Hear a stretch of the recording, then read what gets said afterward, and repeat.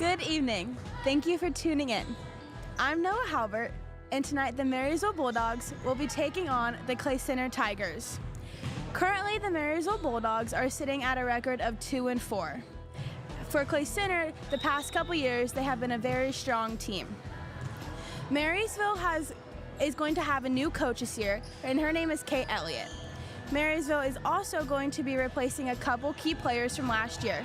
They lost seniors last year of Bella Rader and Claire Hawley. Aubrey Dressman will be stepping up and replacing Bella Rader as setter.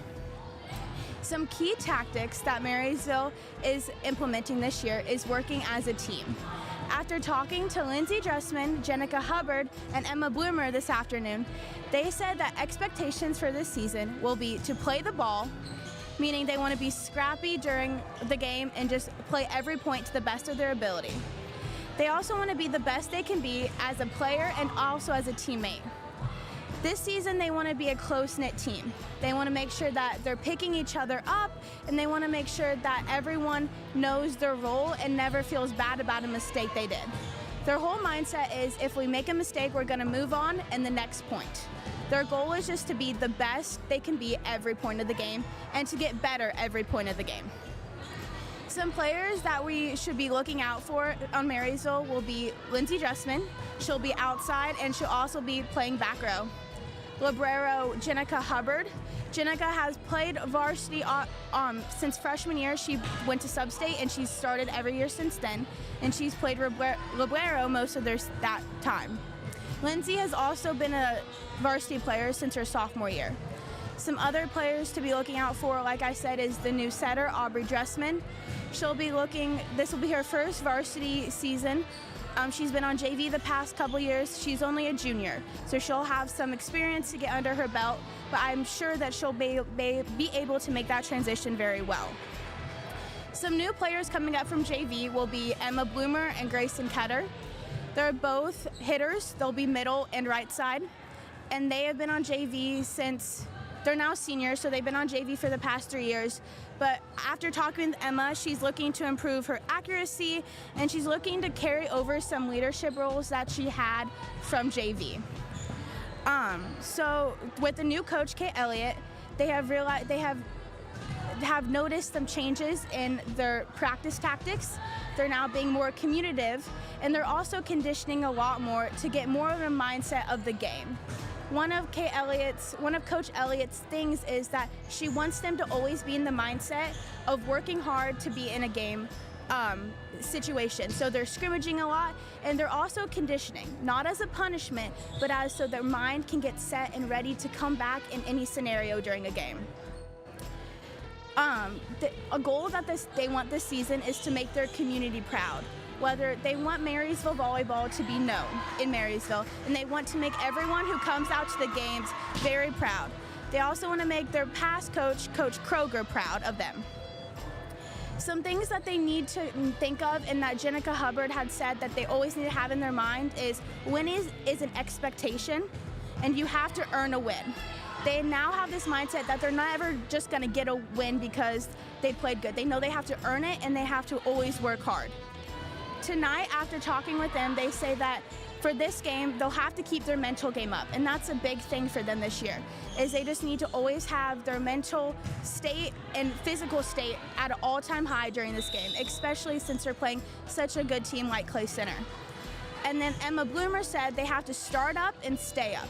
So whether that's from the first serve or the first kill, they have to keep a consistent base of being at the best of their game. Like they had mentioned earlier, they want to be as scrappy as possible, and they want to be the best they can be for every ball. So whether that means that Jenica is laying out her body to get a perfect pass, or Lindsay is killing the ball, or Sarah is killing the ball. Another player to look out for will be Casey Rush. She's a junior. She has been on varsity since her freshman year. She'll be playing middle. Her hits are amazing, so make sure you're watching out for her. They also want to work on finishing games. They need to get some more wins under their belt, and something that they said they could improve on is making sure that if they're up, they stay up during the game. So if they're up 15-5, they're not letting that other team back. They're finishing those games so that they can get more wins under their belt. Lindsay Dressman said some goals for herself this season will be to be a better leader. She wants to step up into that leader position, and she wants to make sure that she is consistently showing the younger girls on varsity, because there is some younger girls on this team. She wants to show them what it's like to be a leader and what it's like to be a senior. And so she wants to make sure that they're following in her footsteps and that she's being a good leader. They want to just be a close-knit team, so we will see how they react to adversity tonight and see how they will keep that close-knit team mindset as we get ready to start the game.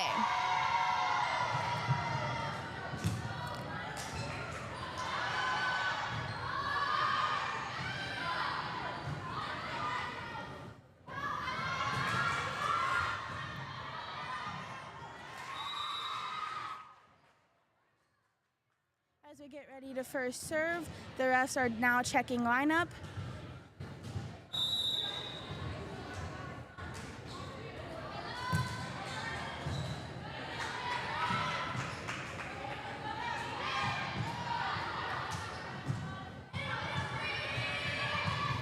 And it looks like Clay Center will be starting with the serve.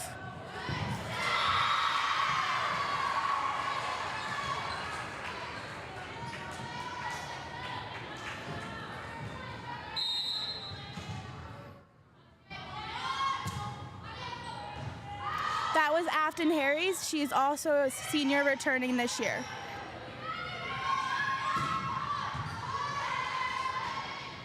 That's Casey Rush with the hits. That ball was called in, so that will be a hit for Casey Rush as Marysville scores the first point. Aubrey Dressman, who we mentioned earlier, is now going back to the line to serve the first ball for Marysville.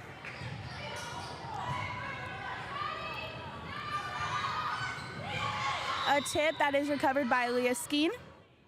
And that Leah Skeen is a sophomore this year. She was on varsity last year, and so she is looking to have a better season. That ball was called in, so Clay Center will now be serving as they scored their first point.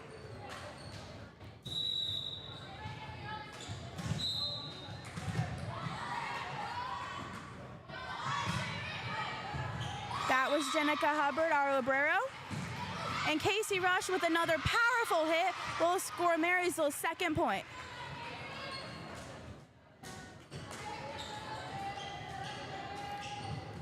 Rush will now be going back to the line to serve.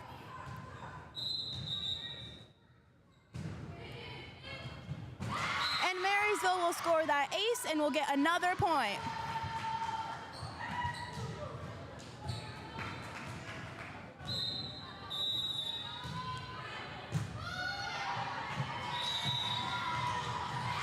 A block by Marysville.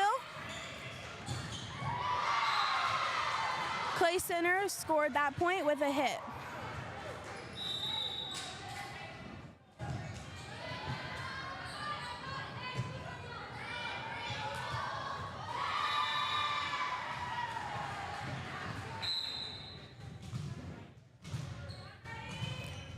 Marysville gets ready to defend the serve. That is Leah Skeen goes up for a hit, and Clay Center will get that point.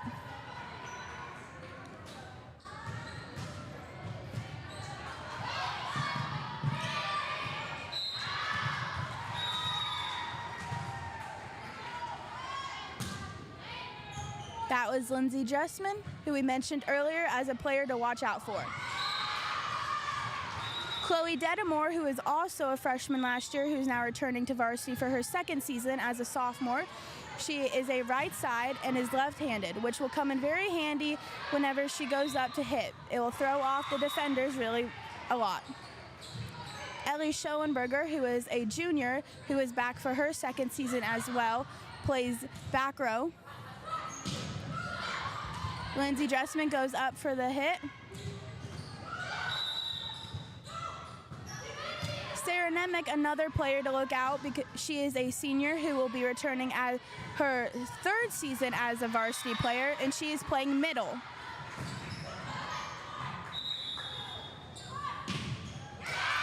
Lindsay Dressman with the hit and gets the point.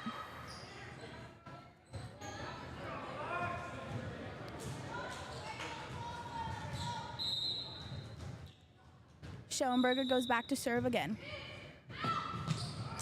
Marysville gets the ace with Schoenberger's serve.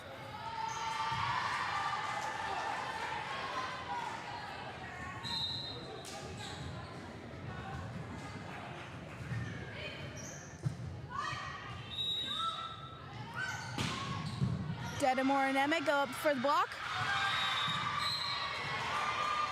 Marysville is called in the net, so that will be Clay Center's point.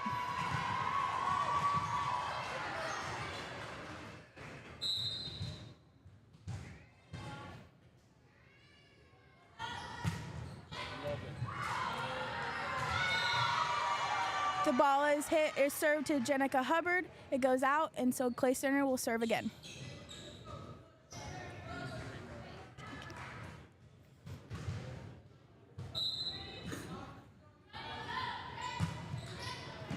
Jenica Hubbard with the pass.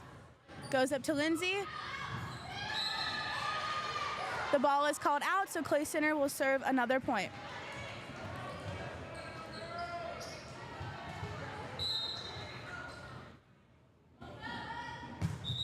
The serve goes to Ellie Schoenberger. The dump is by Aubrey Dressman. Lindsay Dressman goes up for the block. The ball is set to Chloe Dedamore. The ball is called out. Clay Center will get another point.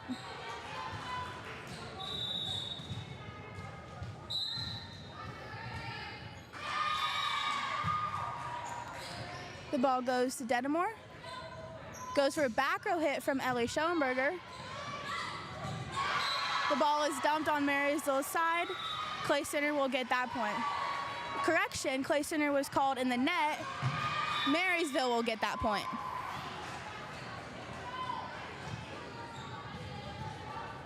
Chloe Dedamore goes back to serve. The ball is short and goes into net, so Clay Center will have a serve. Afton Harries is now going in for Chloe Dedamore for a sub.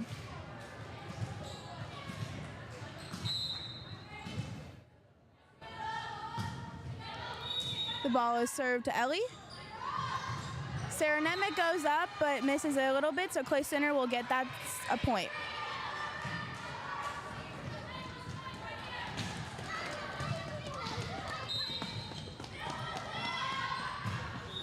The ball is served to Ellie. It goes out of bounds. Correction, that point will not count. A ball interfered into the varsity court.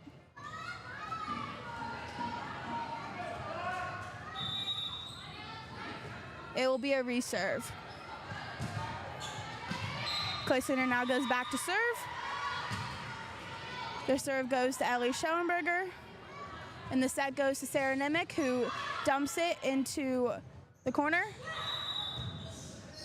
A good layout by Ellie Schoenberger, but doesn't quite get it, so Clay Center will get that point.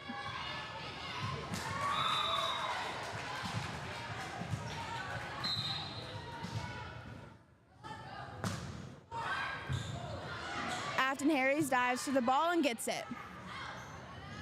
Clay Center goes up, but with the block by Sarah Nemeth and Aubrey Dressman. Jenica will get the pass. It is saved by Aubrey Dressman, and Lindsay goes to the corner with the ball. The ball is caught out, so Marysville will get that point. A sub for Casey Rush. Sarah Nemeth goes to the bench now. Jenica Hubbard is back to serve.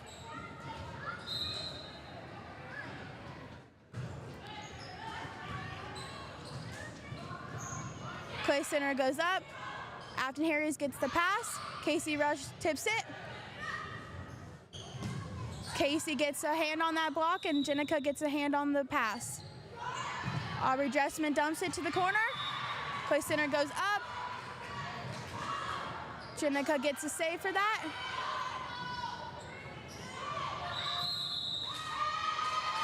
Marysville is called in the net, so Clay Center will get that point.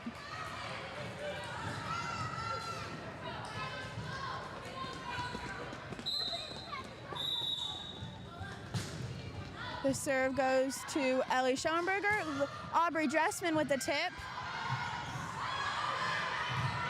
Lindsay Dressman trying to get the ball. The ball goes out, so Clay Center will get that serve, that point.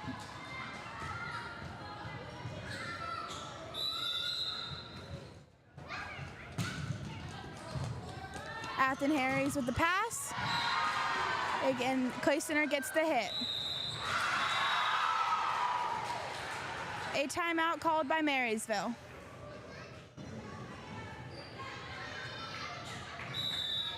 The current score is 18-8 or 13-8 with Clay Center up. Marysville will probably be making adjustments after this timeout. And as we talked earlier, they just need to make sure that they stay in a mental state of keeping up and making sure that they're staying with Clay Center and not getting too far behind. They will do this by making sure that their mental and physical well-being stays up. Like they said earlier, as long as they start up and stay up, they will have a good shot at beating Clay Center. They have done pretty well so far, so hopefully they can keep it up and keep their mental health and being up. Marysville returns to the court, and Clay Center follows soon after. As you can see, they were huddled up as they wanted to be a close-knit team, so hopefully they keep that connection and keep that trust. Clay Center goes back to serve.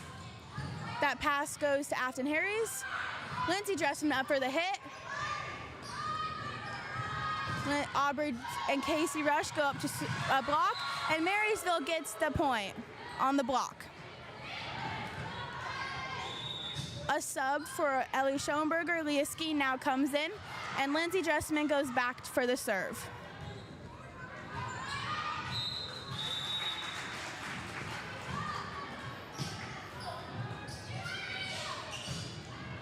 Lindsay Dressman with the pass. Leah Skeen goes up.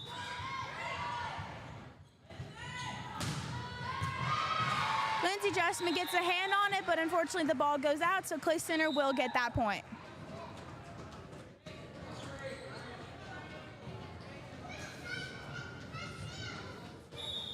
Marysville has been following one of their goals of being scrappy. They're going after every ball, and so that is how they wanted to stay up and how they wanted to help themselves win.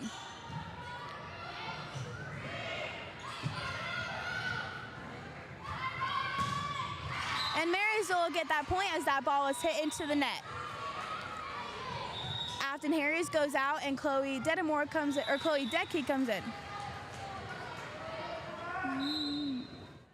Aubrey Dressman goes for the serve.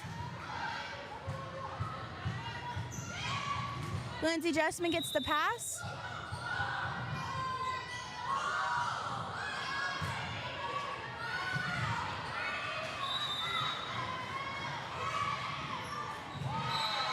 As they throw their bodies on the line, unfortunately they don't get the pass, but they were being scrappy, and so as long as they keep doing that and playing their best, they're still in this game. They are currently only down by 5. So as long as they stay up, they have a good chance.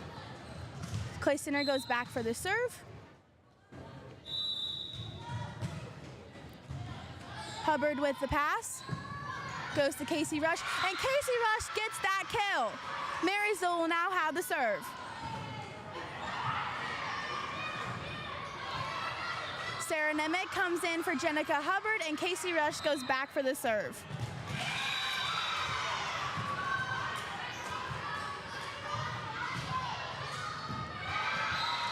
That ball is called in, so Clay Center will now have the serve. Jenica Hubbard returns to the court as Casey Rush now goes out.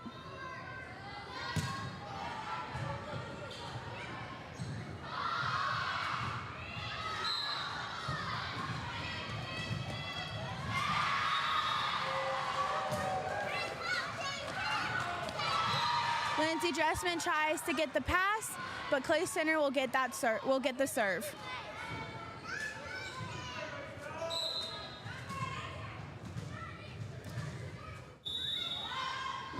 The serve goes to Jenica Hubbard, and she gets a good pass. Sarah Nemec goes up with a good hit. And that ball is called out, so Marysville will get that point.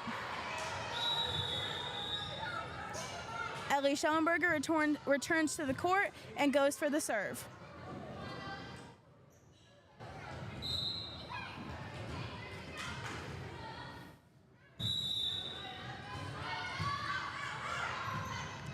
Clay Center goes up, but it's in the net, so Marysville will get that point.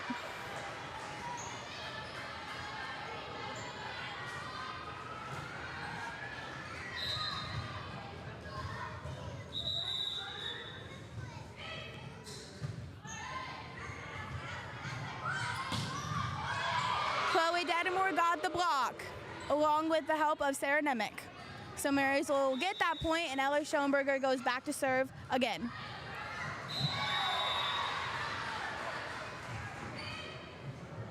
The serve goes over.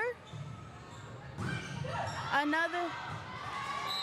Chloe Dedamore goes up for the block. The ball unfortunately goes out, so Clay Center will get that point.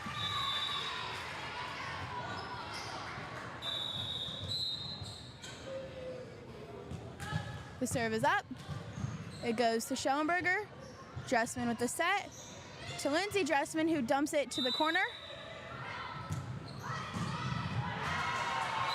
Marysville with the touch.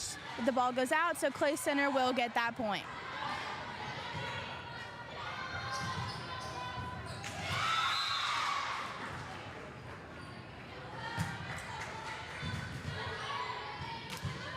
Lindsay Dressman goes up for the hit. Ellie Schoenberg gets the pass off a hit. Lindsay Dressman goes up for the dump. The ball unfortunately goes in the net, so Clay Center will get that point, and Clay Center will go back to serve again.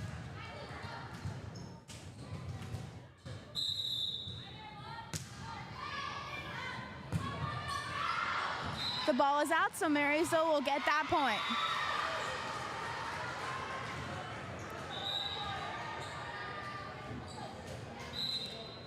Chloe Dedamore goes back to serve. A short serve goes over. Ellie Schoenberg gets a pass. Sarah Nemec goes up middle and tips it lightly over, and Marysville gets that point. Dedamore returns to the serving line to serve again.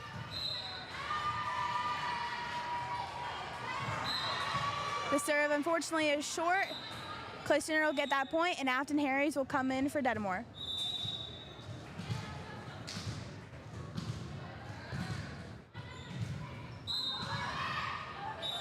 Clay Center's serve is up. It goes to Jenica Hubbard. Lindsay Dressman up again for a cross-court serve or cross-court hit that goes out. A timeout is called. Marysville is still totally in this game. They just need to continue with their tactics of staying together and working as a team and uplifting each other. If they do that, they will continue to slowly work in on the Tigers and will hopefully pull out this game with a victory.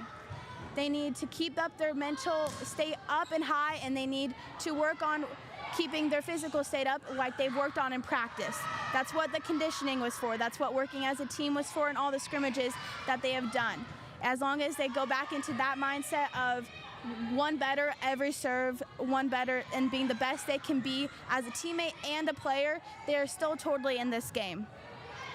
Lindsay has worked on being a better leader, and so we'll see if she continues to lead the team to hopefully another victory. They have been super scrappy like Jenica Hubbard wanted them to be. They're trying to be better. They're working hard every point, and they're getting better every point. The hits have been on. It's been a very close game this whole time, so hopefully Marysville, as they return to the court, have come up with a tactic to where they can close in on these Tigers and get the victory. Clay Center is back at the line and will have the serve. Serve goes to Ellie Schoenberger. Afton Harris from the back line. Afton with the tip coverage. Jenica with a backline hit. Ellie gets a pass on a hit. Lindsay Dressman goes up. And they called and the block landed on Clay Center's side, so Marysville will get their serve and the point, and Jenica Hubbard goes back to their serving line. Jenica Hubbard's serve is up. Casey Rush and Aubrey Dressman go up. That ball is called in, so Clay Center will get the point.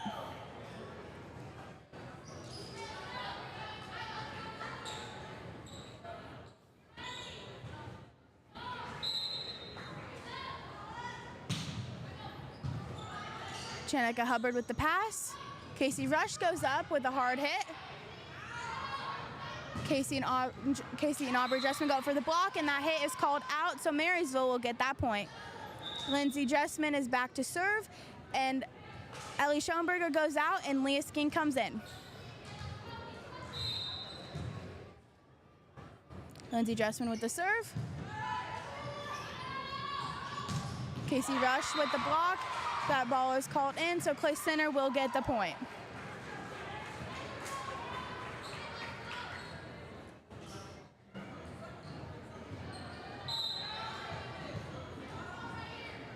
This will be game point for Clay Center. Alton Harries with the pass. Casey Rush goes up.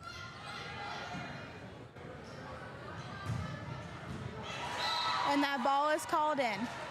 So Clay Center will have that set. So Marysville will now need to come up with some tactics, and so most likely they'll talk about making sure that they stay up, making sure that they're communicating and working as a team for some of those drop balls. Their hitters will readjust so that they can get the snaps on it, and so the balls will go in, and they will just try, hopefully they'll try to keep up as a team and start this next set, like Emma Bloomer said, as long as they start up and stay up, they will hopefully have a better chance to win this set.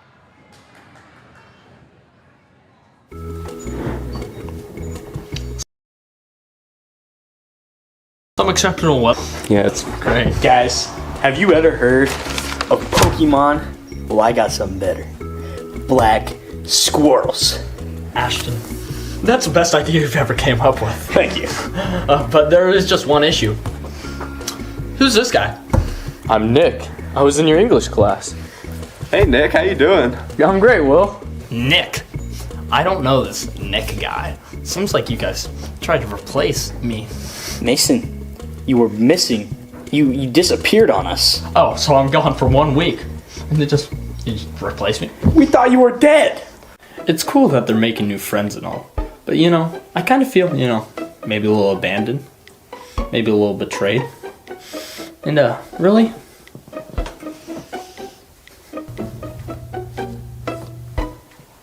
I just don't like this Nick guy. He says he's from English. I don't know Nick from English. Hey guys, is Mason alright? Yeah, he's just going through some stuff. Oh, okay. I'm really happy for this bonding time that we get with Mason since he's back, but I feel like he hates Nick. I mean, we could give him the benefit of the doubt. Shut up, Nick. I thought we were just gonna have a good time together today with all the group, but Mason just keeps trying to separate us, and I'm the glue of this group, I keep us together. But today, I'm going from Elmer's to Gorilla Glue.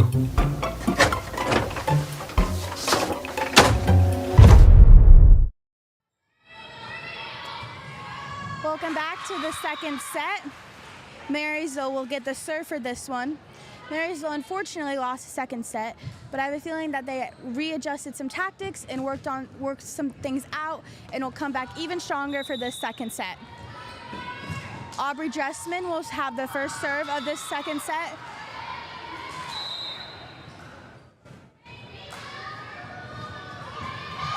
That serve is unfortunately short, so Clay Center will start off with a point and will get the serve.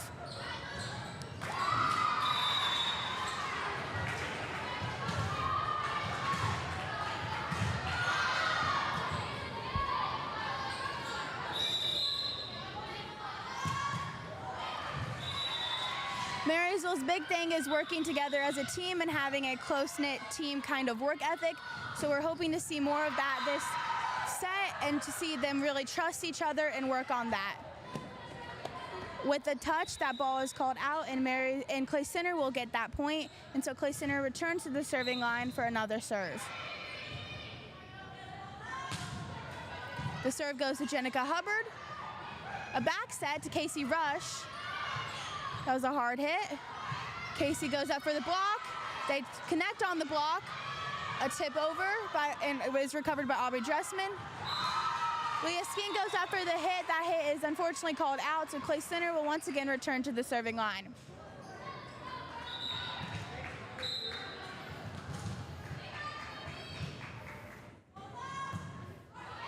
That serve is called short, so Marysville will get that point.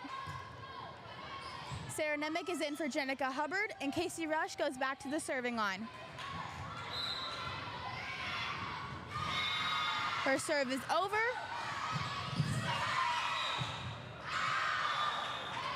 And the recover from Clay Center is out, so Marysville will get another point, and Casey Rush will go back to serve.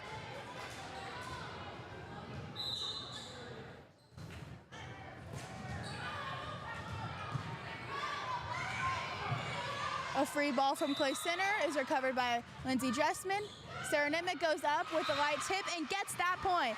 Marysville is going to serve again.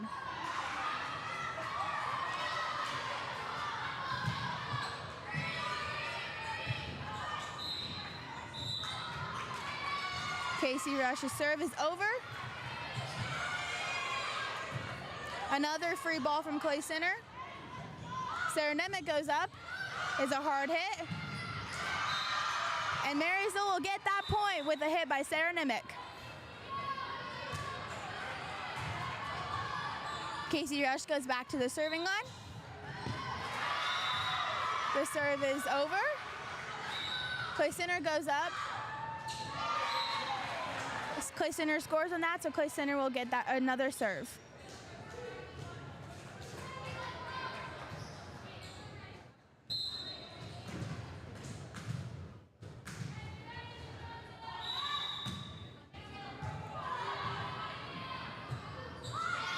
Sarah Nemec up with a hit.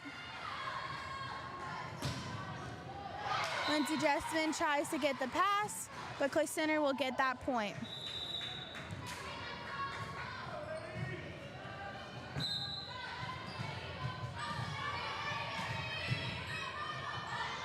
The serve is up from Clay Center. Lindsay Dressman on her knees to get that ball. Leah Skeen up with a hit. That ball is called out. Clay Center will get that point.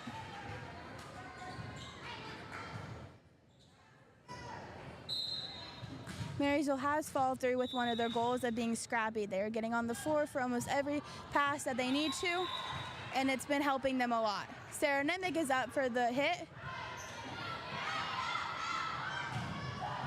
Jenica Hubbard with the pass. Goes back row for Lindsay Dressman. Lindsay gets that pass. Back set right side to Chloe Dedamore.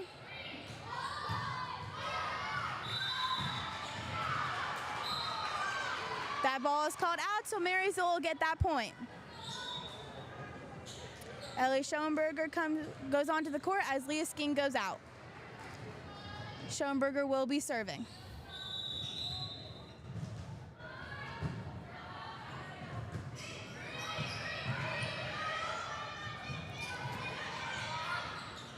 Lindsay Dressman with a pass. Sarah Nemec goes up for a hard hit. Clay Center's hit is called out, so Marysville will get that point.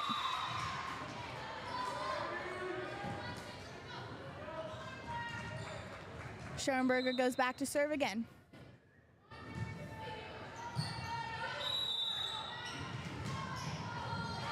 Jenica gets on the floor but is unable, or Hubbard gets on the floor but is unable to get the ball, so Clay Center will get that point.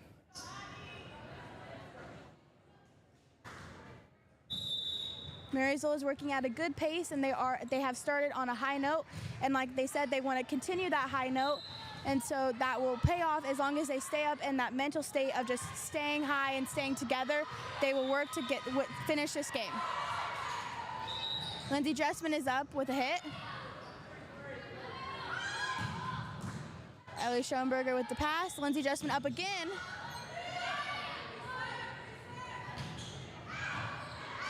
That ball is called out, so Marysville will get that point. So far tonight, Lindsay Dressman has been very consistent with getting her hits over, many of them connecting. Chloe Dedamore back to serve. Ellie Schoenberger gets the pass up to Sarah Nemec, whose hit is called out, so Clay Center will get that point.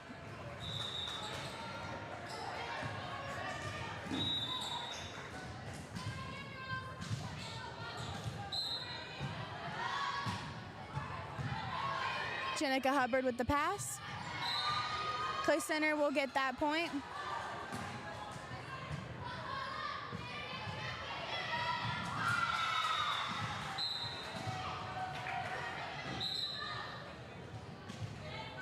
Clay Center will now go back to serve. Ellie Schoenberger gets the pass. Jenica Hubbard gets another. And Clay Center is got the point as Marysville is under the net.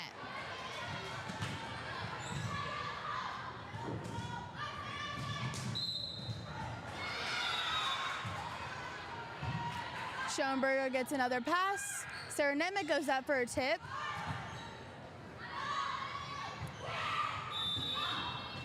Afton Harries with a save. Lindsay Dressman dumps to back corner. That ball is in, so Marysville will get up that point. Casey Rush is back in for the Bulldogs. Jenica Hubbard goes back to serve.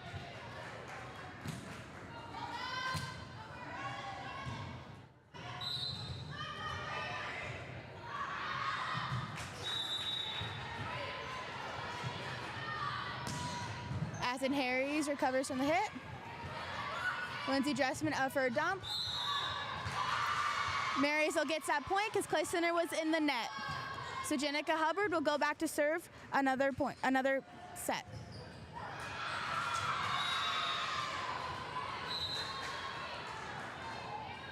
The serve is up. Jenica Hubbard attempts to get that ball. Unfortunately, it goes out, so Clay Center will get that point. Marysville is currently working at a good pace. They are down right now, but if they keep it up and keep up their mental like they have talked about and keep up the trust and communication, this could go very good for them. Afton Harries goes down to get the ball, but unfortunately does not quite get it, so Clay Center will get that point.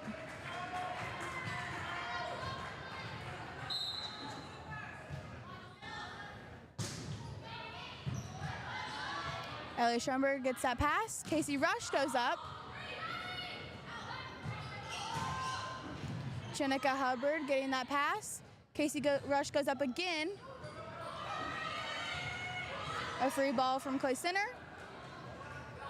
Lindsay Dressman goes up with a tip. Clay Center gets a tip and gets the point, so they will go back to serve.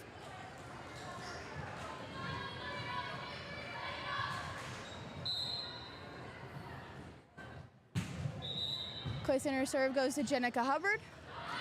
Lindsay Dressman goes up with the hit.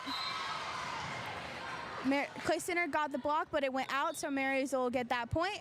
As Leah Skeen returns back to the court and Ellie Schoenberger goes out, Lindsay Dressman is back to serve.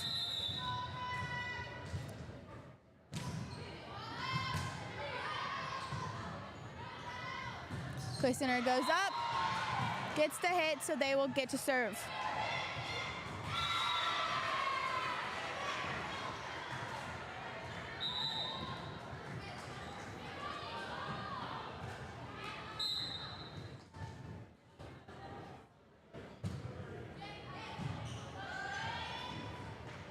Another thing Marysville really wanted to work on was their communication. As you can see on their court, they are talking about every ball that is coming over the net, which has helped them a lot.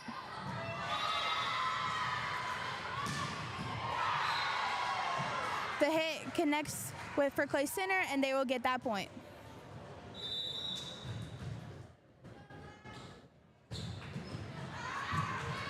Clay Center will go back to serve.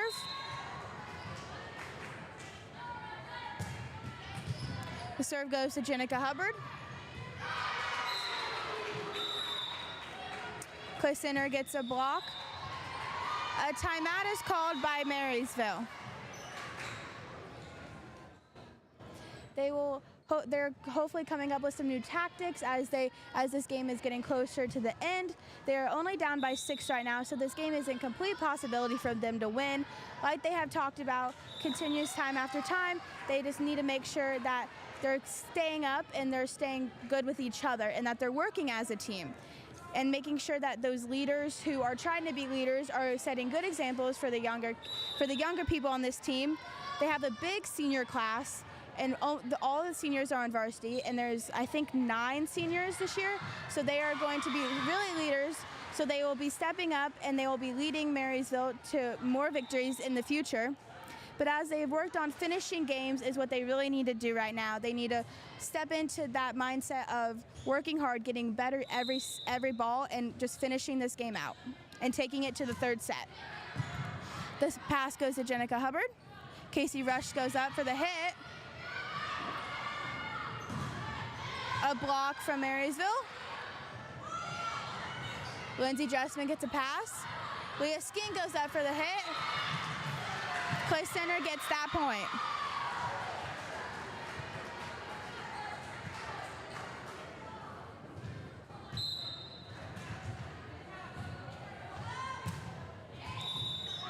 Jenica Hubbard with another pass. Afton Harries with the down ball from the back row.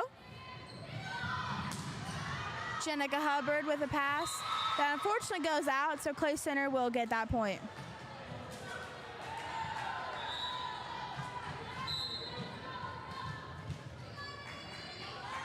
Clay Center's serve is up and over, and that goes to Jenica Hubbard. Another back row from Afton Harries that goes into the net, so Clay Center will get that point.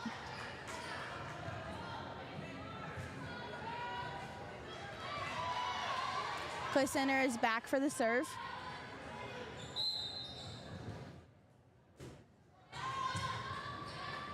Another one to Jenica Hubbard. Casey Rush this time goes up. Her hit unfortunately goes out, so Clay Center will get that point.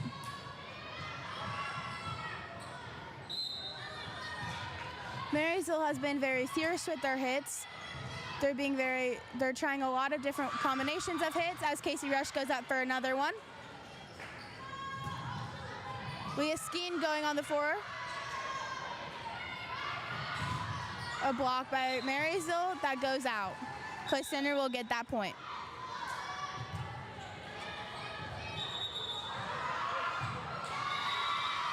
A sub from Clay Center. And one for Marysville. Emma Bloomer is coming in for Leah Skeen. Like we'd mentioned earlier, this is Bloomer's first year on varsity.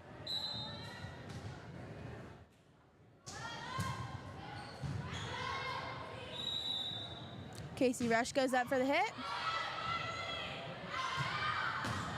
With a block from Casey Rush and Aubrey Dressman. Emma Bloomer tips it to the back.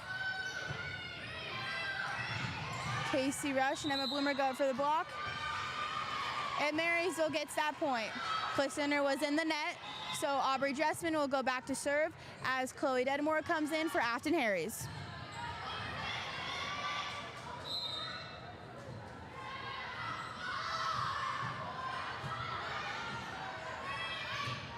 Clay Center goes up. Clay Center will go back to serve again.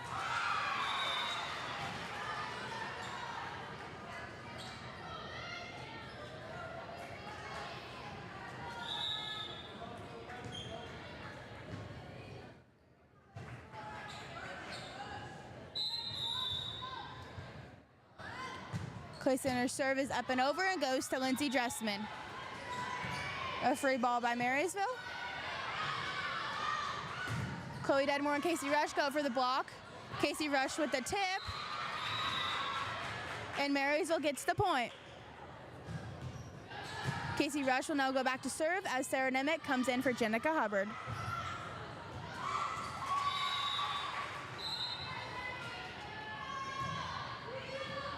Casey Rush with the hard serve.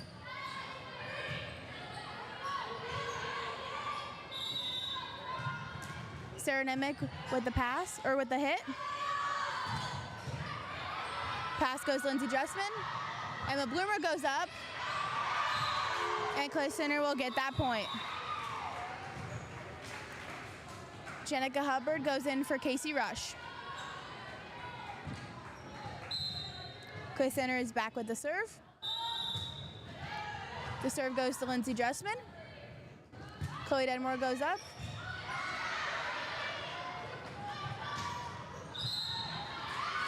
Sarah Nemec with the block, and Clay Center was in the net.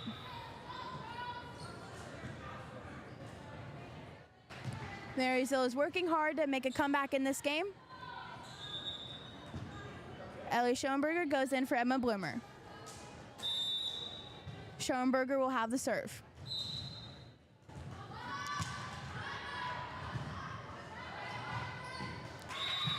Schoenberger's serve is up and over. Lindsay Dressman and Sarah Nemec go for the block. And Clay Center will get that point. It's now game point for Clay Center.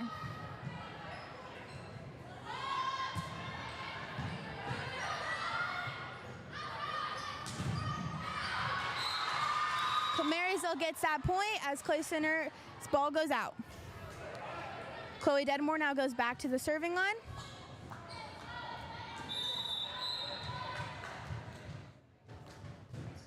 The serve is up and over. Lindsay Dressman going scrappy to try to get that ball. Unfortunately, Clay Center will take that game in 2 sets. Marysville will need to work on a few things as they prepare for their next game. There will be a break in between the 2 varsity games. They will need to work on their communication, as they have said in past that is something that they want to really improve on and work together as a team to trust each other. The hits have been good for Marysville. Making those a little bit stronger and making sure that those go in will be very vital for Marysville. Their blocks have been very good. They have blocked a lot of Clay Center's hits, which, as Clay Center seems to be a hitting team, that has helped them tremendously to still stay in these games for the most part. Like Jenica Hubbard said, they just need to play the ball. They just need to get better each ball and each serve, just trying to be scrappy and trying to be better one serve at a time is all that Jenica said that they need to do. Jenica also said that she feels like she should be more of a leader this season, as she has been on varsity for the most out of, I believe, all of the players on varsity. So I'm sure that she will work hard to help them come back for this next game. Coach Elliott will have a meeting with them and will talk and come up with some new ways that they will attack Clay Center from a different angle so that they can hopefully win these games. Like they said, finishing games will be important for them, so they will work to finish their second game and hopefully at least split with Clay Center. They are a close-knit team, as I had said earlier, so they will be working hard during this JV game to trust each other and bond with each other so that they can come back even stronger for this next game.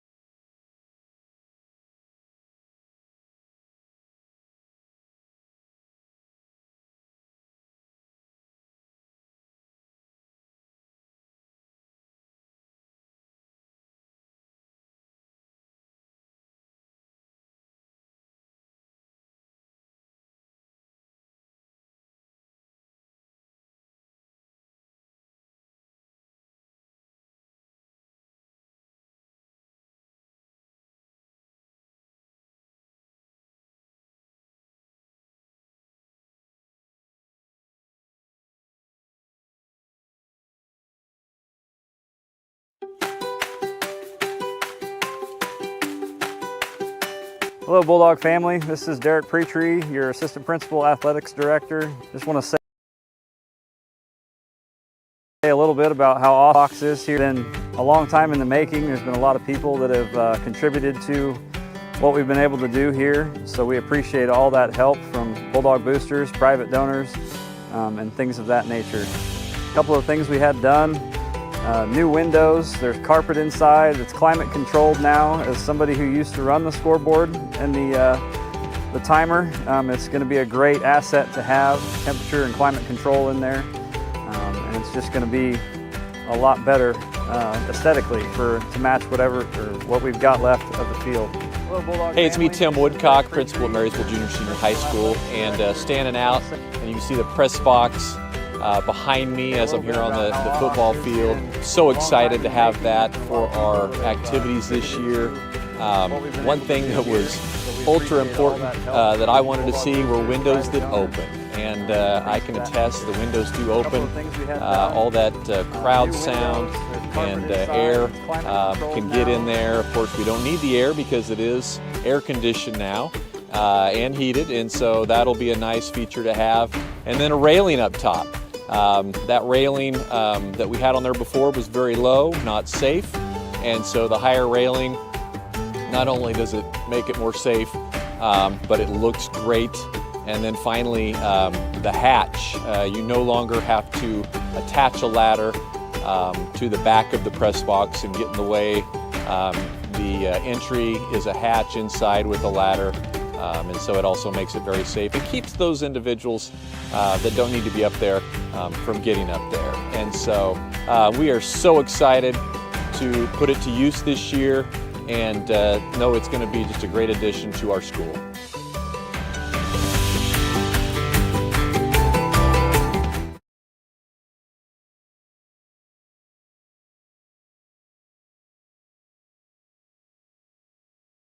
Welcome to the Marysville Aquatic Center. It has many great amenities that you can come and explore. And actually, hold up, wait a minute. It's the best pool in Kansas. And today, I'll be showing you around. Welcome to the splash zone. This is the safest part of the pool. You can take your kid here and even your baby. It's safe. And here, let me show you. To ensure your guys' safety, I'm going to be interviewing lifeguard Nathaniel Miller.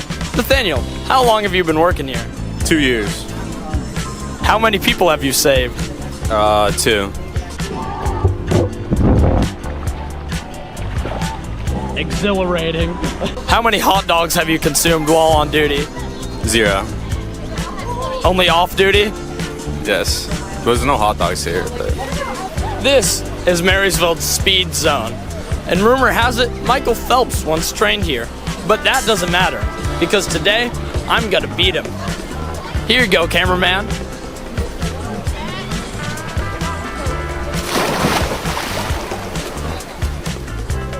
What's it like saving millions of Americans every year?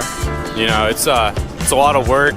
Gotta go out there, put out some effort for these kids, you know. Someone's gotta do it, am I right? Here are the infamous Marysville diving boards, and today I'm going to try out for the Olympics. So here's my audition. Don't do it. Is that Meryl Streep?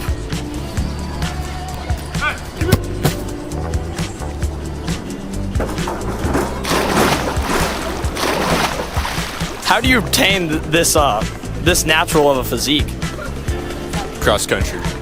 Join cross country. Are you an adrenaline junkie like me? There's 2 slides here at Marysville. One's twisty and turny, and one's made for speed. And I am speed.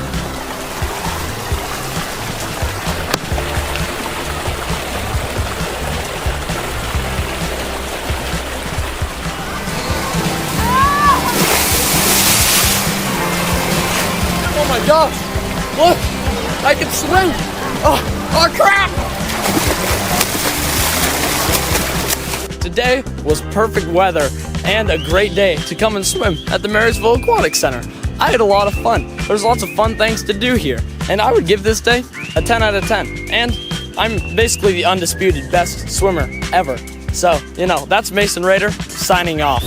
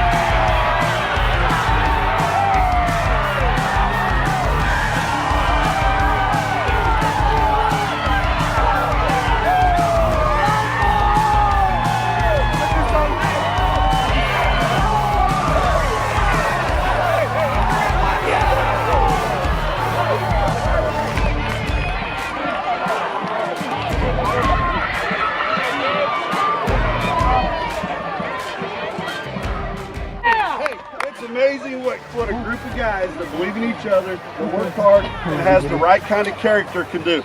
We talked about it for 3 weeks now, how much you guys have been able to practice almost without flaw, right? You guys come every day, you bring it. Now listen to me, you better continue to bring it because this doesn't make you where you want to go. This is one step. It's a big step. We knocked them in the teeth and we'll knock the next one in the teeth too, but we got to do it. We got to come every week with the same kind of attitude. We can't have an easy week of practice because you guys got to win. You understand me? Yes, sir. What did I tell you Saturday? When things are going good, what do I like to do? Tighten the screws down. We're going to nitpick every little thing until it's perfect. Stay out of it. You can't say much either. Hey guys, Okay, but I was with. we talked all week about it not being about them, right? Tonight it's about us. It's about us, right? Want to know? Let's go, boys!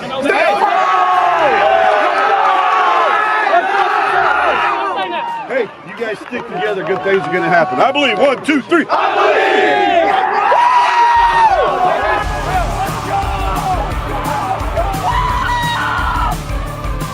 Let's go, baby! Go Dogs!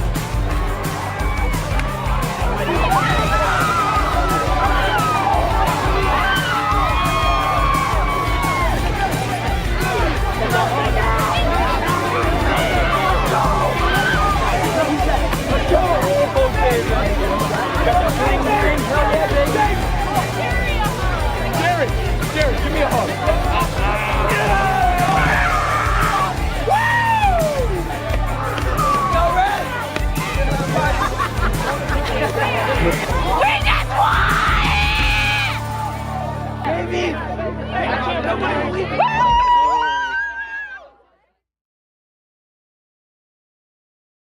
Hello everybody. I have the opportunity and the pleasure to introduce to you our new surface here at Marysville Elementary. We of course are at the Marysville Elementary playground, and if you can look, this new surface is very durable and it's a flat surface, and what that's going to create for us is the ability to be more inclusive and have all children play out here safely.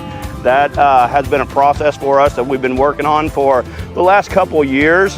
This was an idea that was really brought up a couple of years ago. We decided that we needed to be more inclusive and have a surface that wheelchairs could be accessible on, and that walkers or anything else that we might have could be easily used on this surface. So as you can see, the surface is it's not solid, it's a rubber mat perforated with holes in it.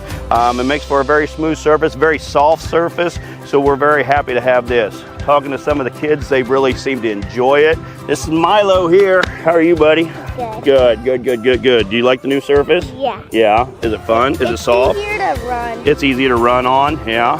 Hopefully it's safer too, right? Yeah, it's bouncy. Do you like it?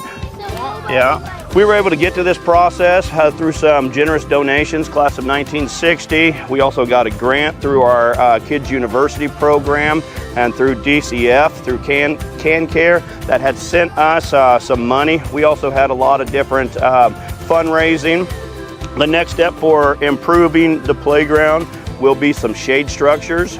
We do want to get a few shade structures out here just to keep some of the sun off the playground and off some of the equipment, because it does get very hot here. If you get a chance, stop by, see it. We want to thank all the people that donated here, and it's a great day to be a Bulldog.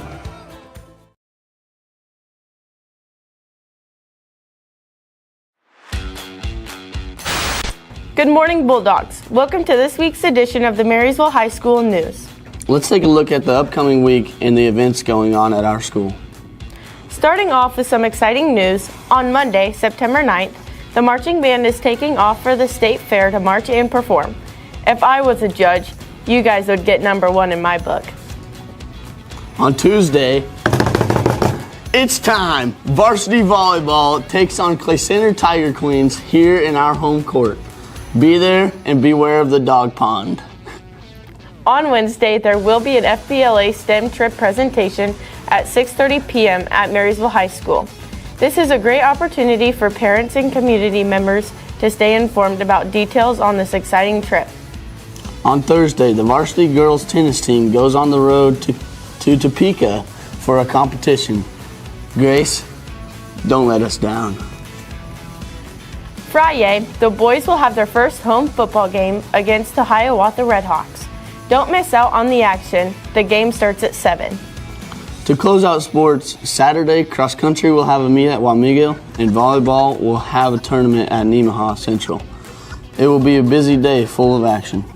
In other news, student Noah Halbert will be a broadcasting personality for our upcoming volleyball home games. So if you're unable to make the game, you can watch it online on our YouTube channel.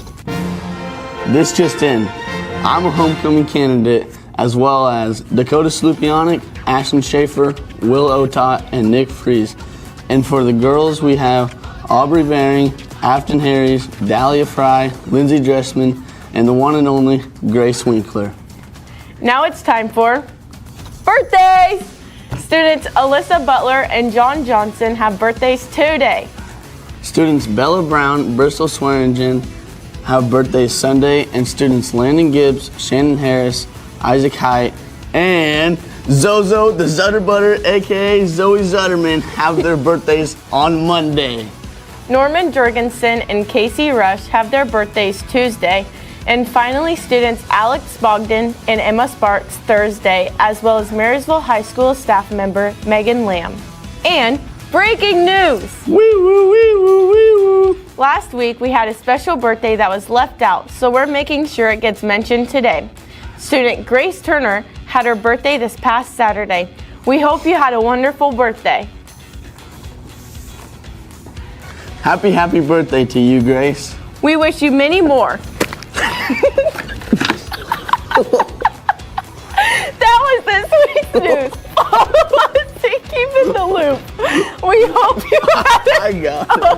you We hope you have a great week, Bulldogs. She's Braylee, and I'm Brock. And this was Friday. No way.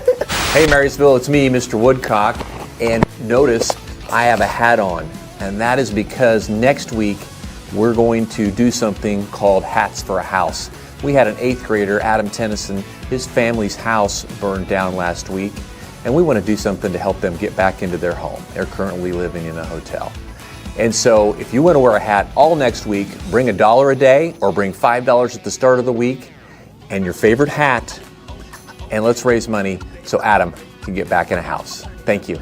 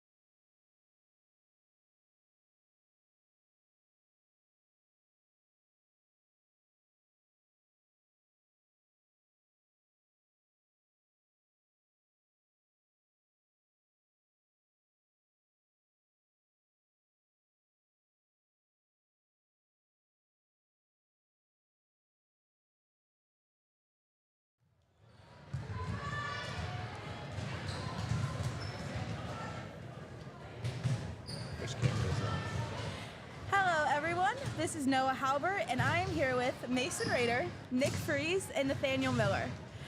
How's your day been, guys? Oh, it's just been dandy. You know, I put in a great day's work in school, and now I grinded at cross-country practice, and now I'm here supporting the Bulldogs. Nick? My day has also been pretty good. Like Mason, I grinded out schoolwork, got all my homework done, had cross-country practice. Now I'm supporting the Bulldogs as well. My day has also been fine and dandy.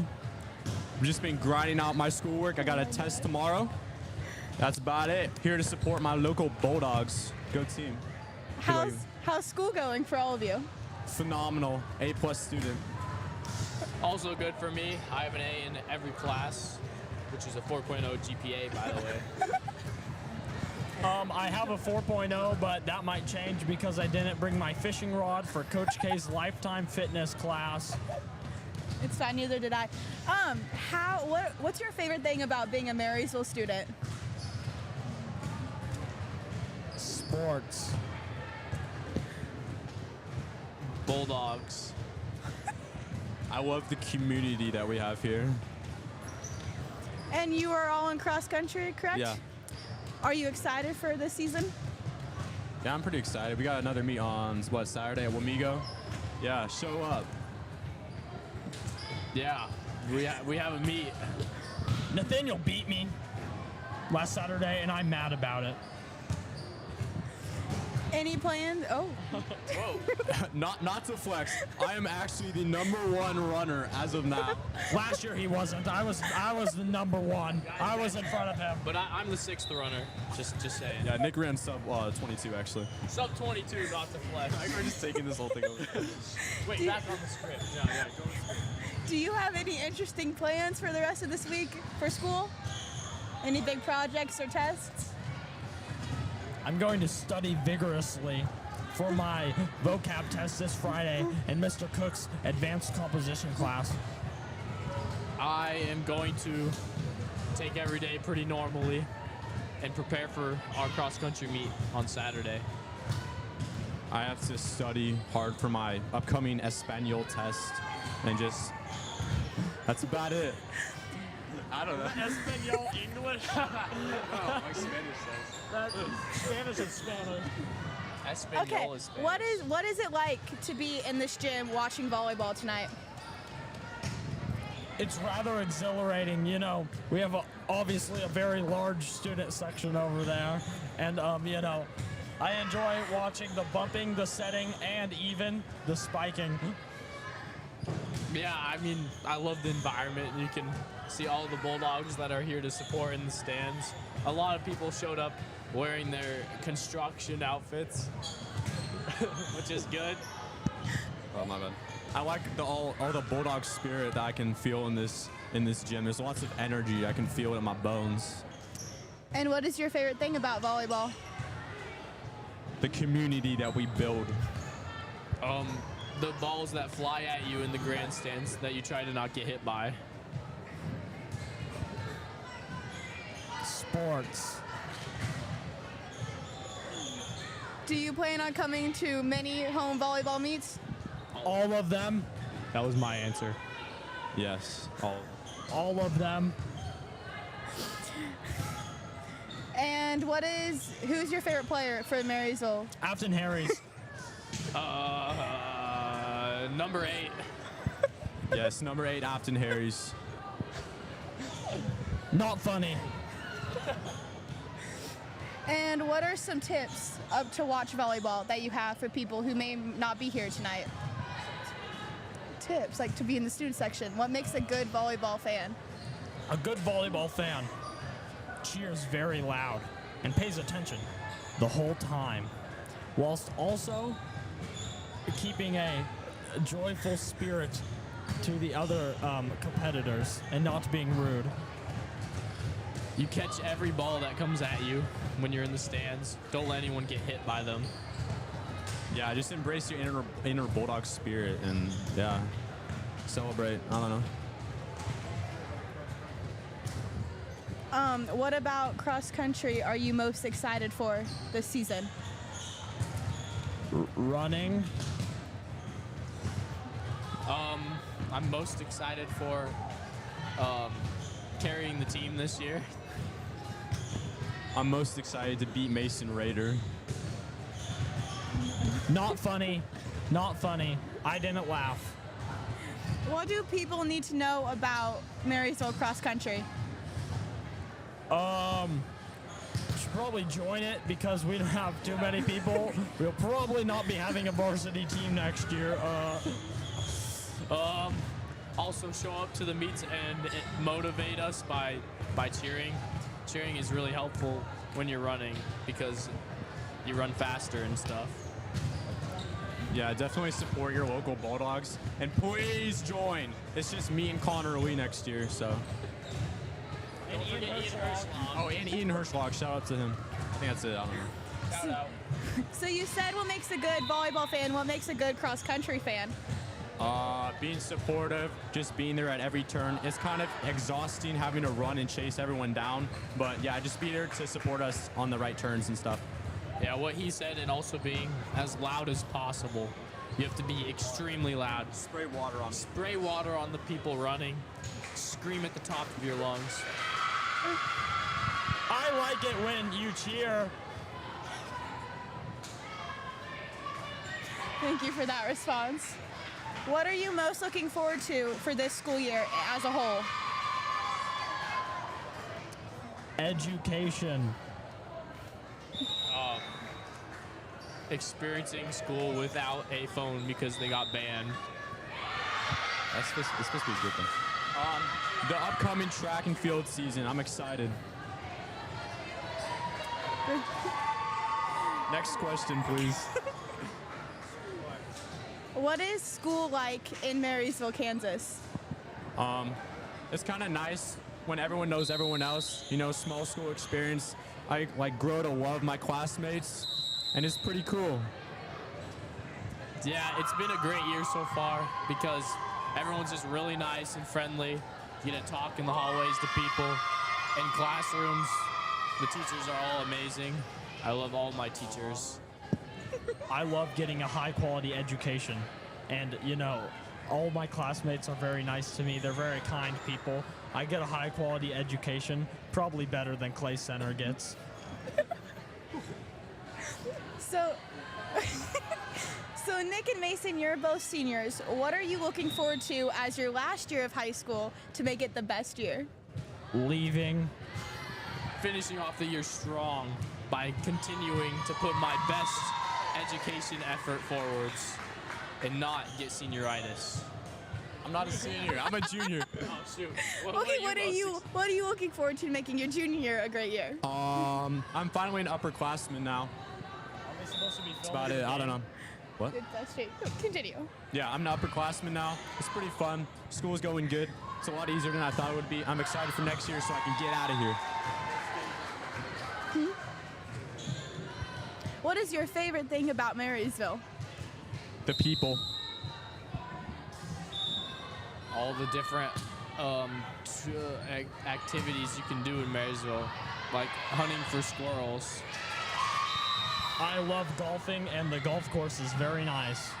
So Nick, you mentioned all the activities at Marysville High School. What activities are you guys in besides your sports? I do FBLA, so yeah, yeah. I also do FBLA, and I'm an officer for FBLA, by the way. I'm the treasurer, so that's a pretty fun activity. And M Club, I'm in that too.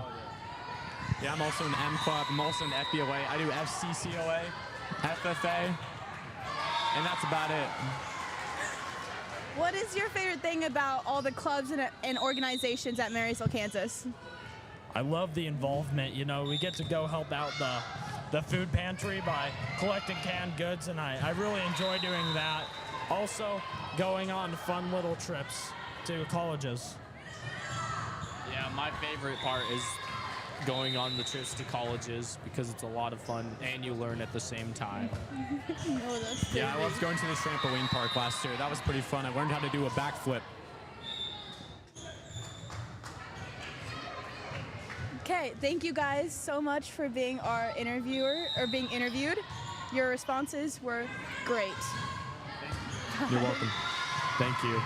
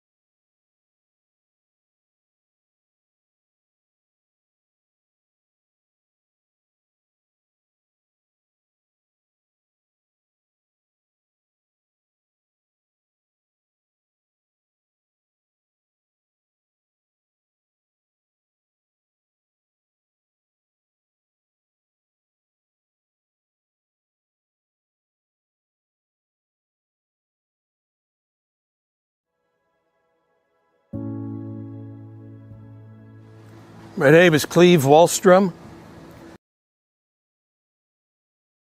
John Holmes, he was interested in track and field and a tremendous track and field coach, and so was I. I helped put on a track meet here in Marysville for 40 years called the Jolly Jogathon, and it was U.S. track and field sanctioned, which meant that it was a meet that you could also use as a qualifier to the Olympic trials.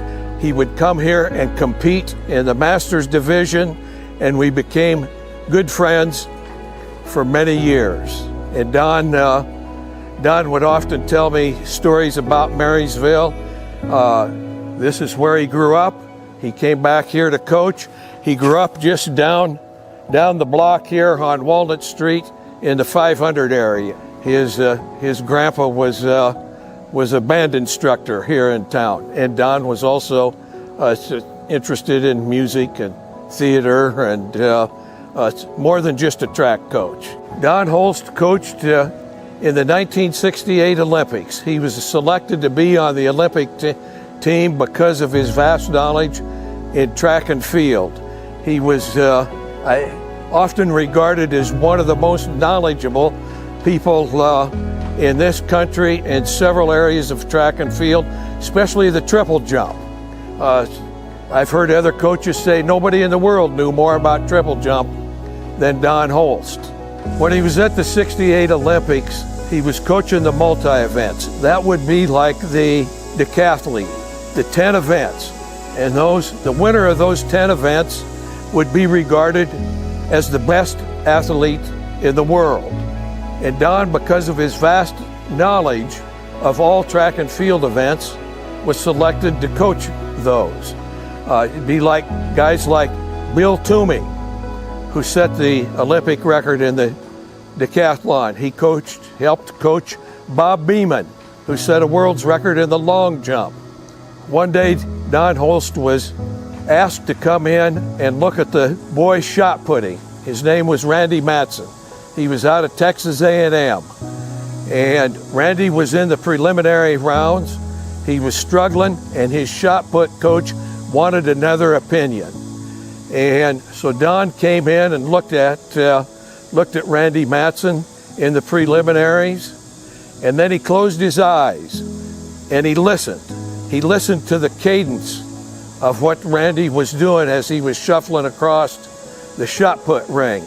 And Randy his cadence were something like this. And Don, being interested in music and playing in various bands, he closed his eyes and he listened to the cadence of the shuffle of the shot put across the ring. And he told Randy Matson after the preliminaries, for the finals, you need to have a much quicker cadence.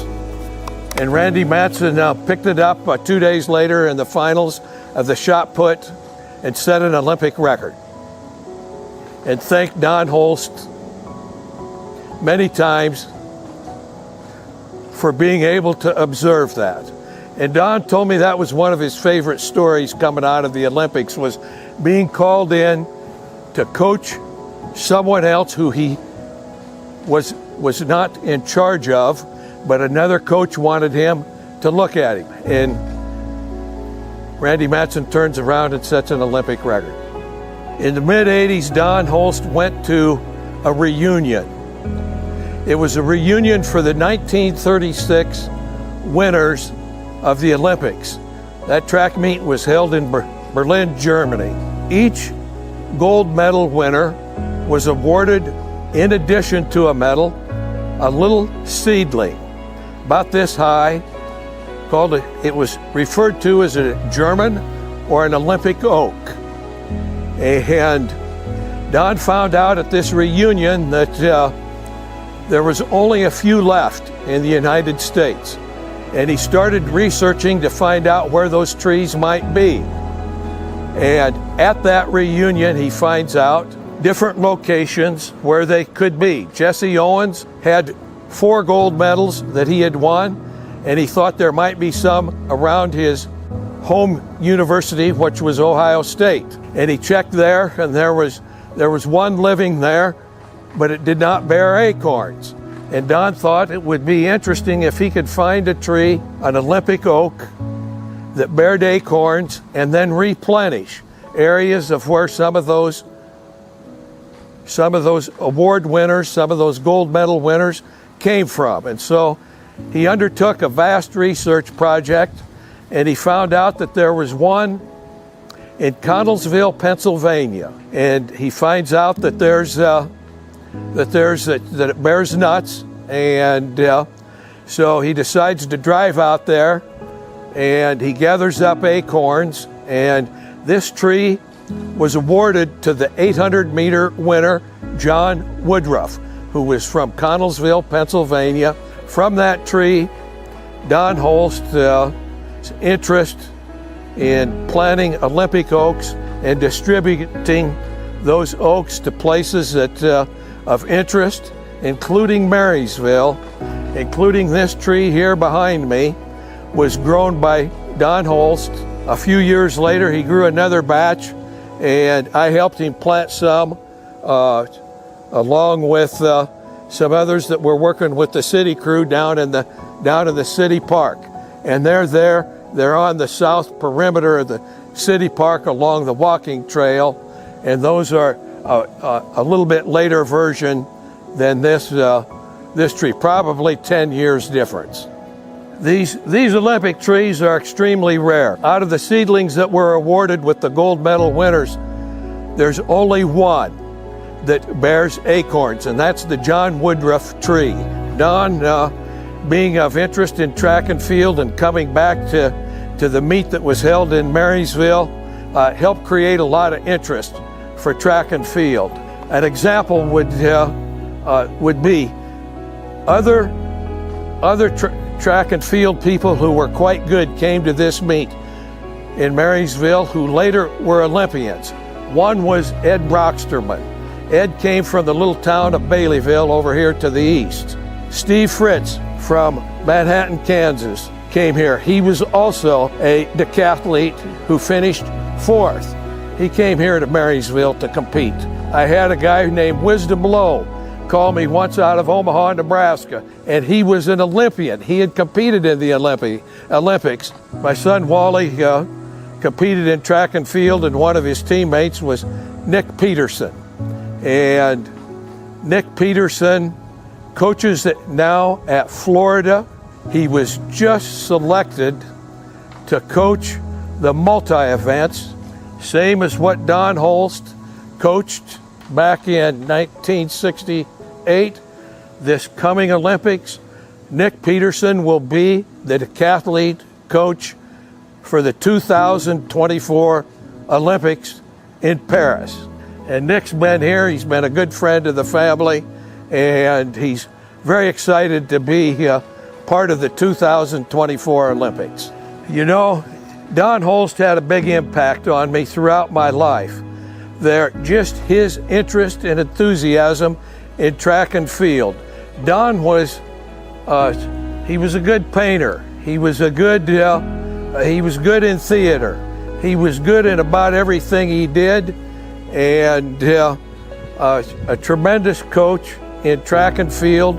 Very knowledgeable, one of the most knowledgeable people that I've ever met in track and field. And for him to carry the legacy of what happened with the Olympic Oaks and the meaning behind it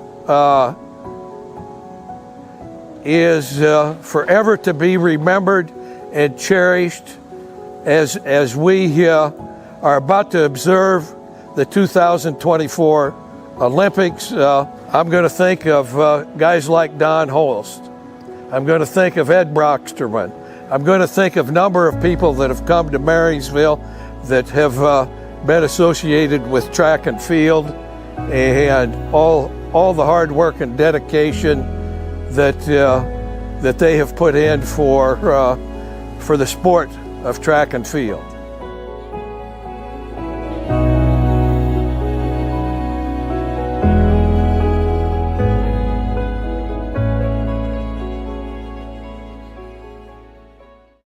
Hi, my name is Avery Nestor, and I am a dog mom. Today, I'm going to show you my superstar dog, Stella. Wait, Stella? Where are you? Stella!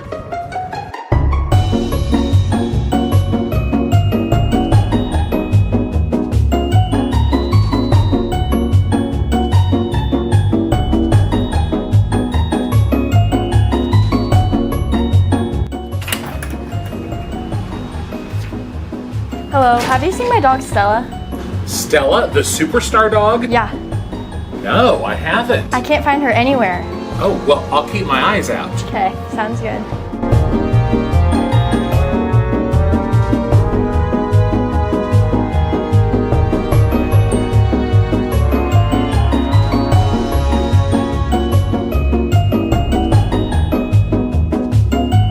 Stella! Stella, where are you? Stella? Wait, I know where she is.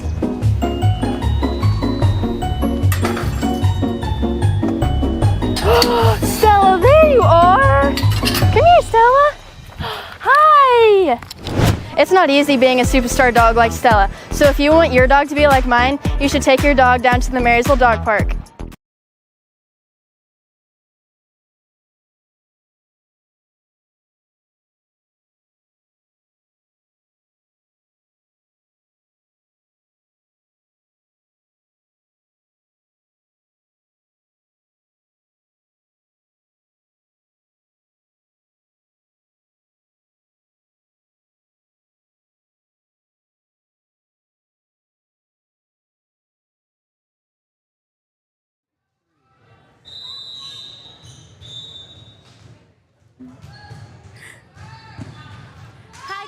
I'm Noah Halbert, and I'm here with Ashton Schaefer, Will Otot, Afton Harries, and Ellie Schoenberger.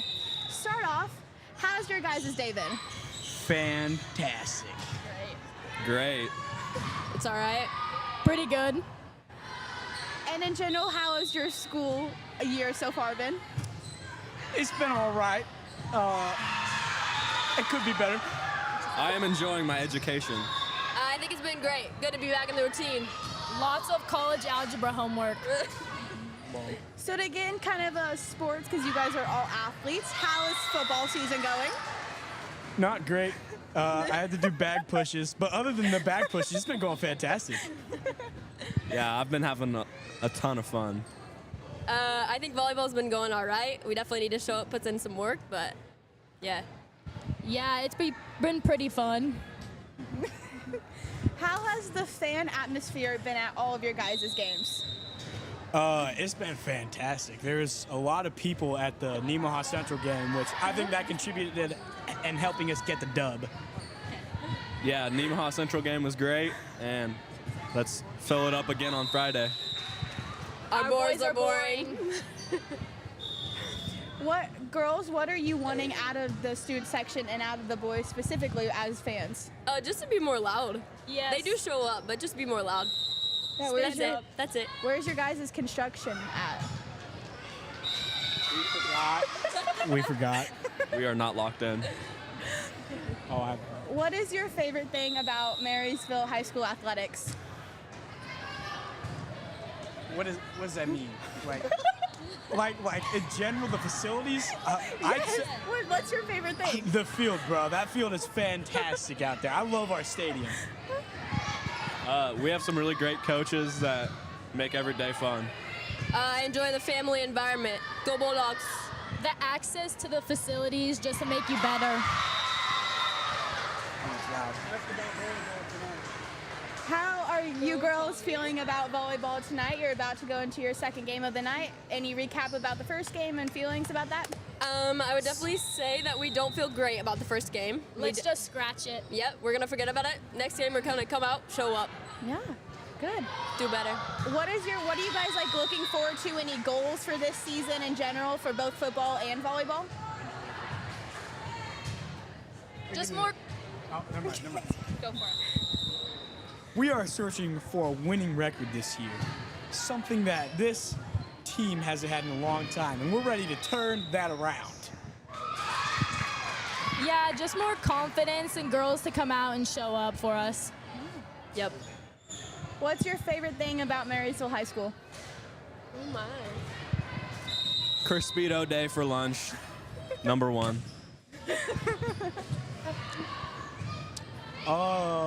Favorite thing about Marysville?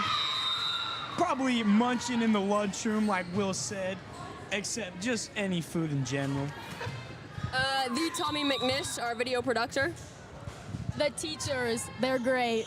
So kind of bounce off that, who's your guys' favorite teachers in classes?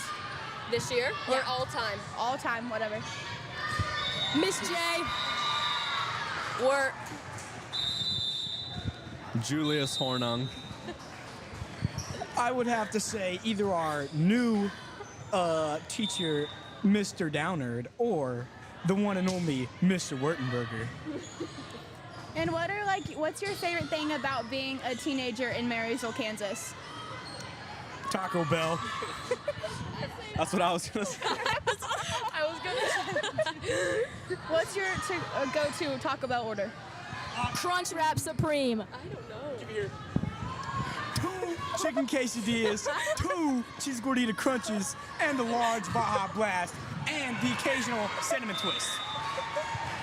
I gotta go Chalupa Supreme, and the seasonal item, the nacho fries. Everything. So what other organizations and clubs are you guys involved in? I'm in FCCLA, FBLA, M Club, Art Club, Bio Club, NHS. I think that's it. I'm in FBLA, FFA, and Stuco. Shout out. Yeah, I'm basically in everything they said. Me too, except whatever NHS is. I might be in it, I don't know.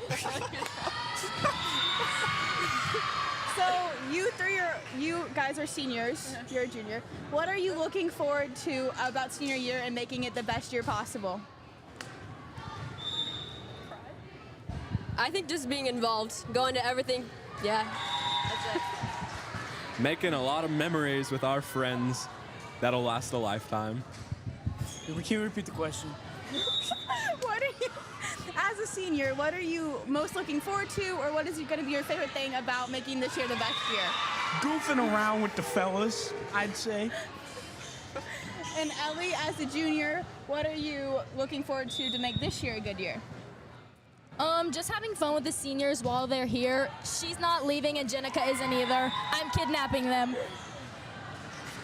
Do you, as students, do you guys have any goals for the year? You mentioned your To graduate.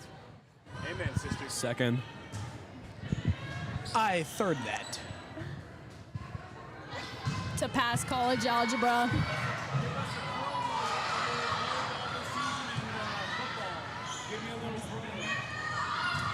We have a new coach, and we're definitely working hard with her. A lot of the girls are new, so we're just gonna try our best.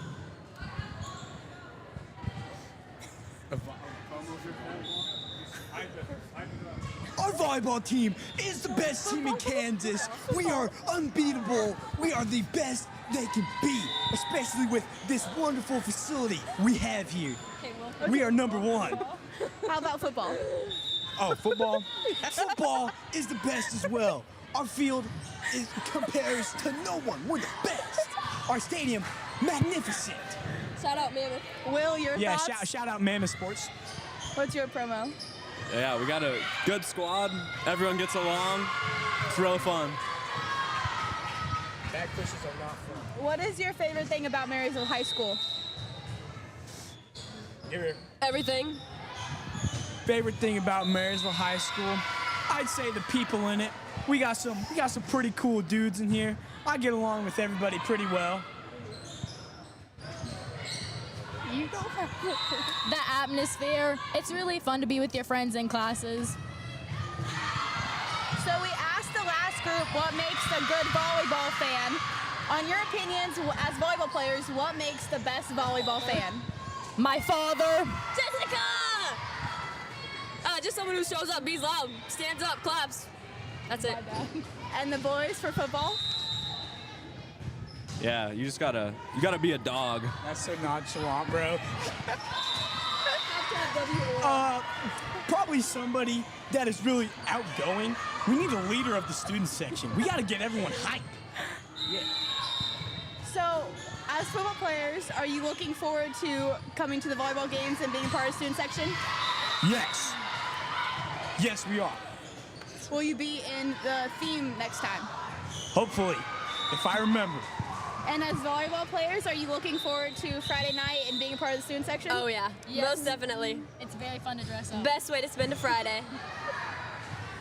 Thank you guys so much for being interviewed. Thanks, Noah. Yes.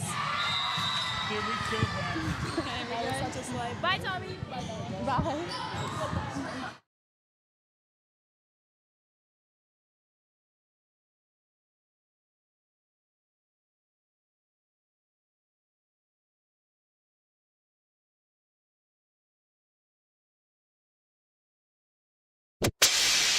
The Pony Express is a legendary symbol of American frontier history, and the express aimed to establish a faster mail route to connect the eastern and western United States. Today we are going to find out if Scott Brown, former collegiate basketball star and historic Marysville High School basketball coach, has what it takes to be a Pony Express rider. To be a Pony Express rider, you must have physical fitness, horse riding skills, courage, endurance, reliability, responsibility, knowledge of the routes, good character, and the ability to handle pressure. Today we are putting you to the test to see if you have what it takes to be a Pony Express rider. How are you feeling? I think I got about 38% of those. 38% of those? Of those characteristics, yes sir. Yes sir.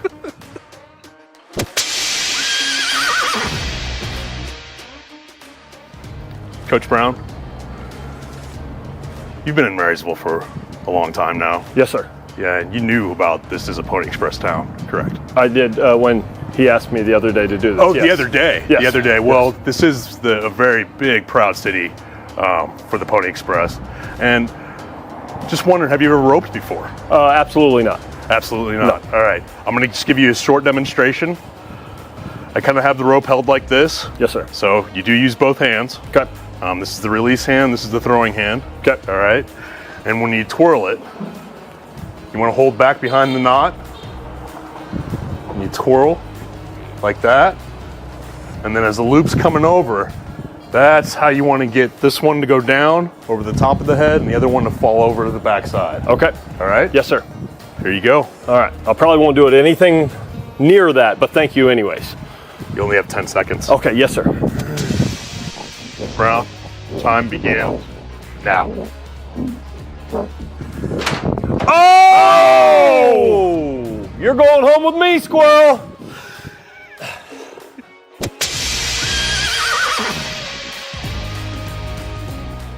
Scott? Yes, sir. Coach Brown, this next challenge is the Cornhole Trivia Challenge. First, I will ask you a question. If you get it right, you will get a beanbag. The goal here is to get as many of these questions right and to get as many of the beanbags into the cornhole. Yes, sir. Are you ready for the challenge? Yes, sir. Question 1.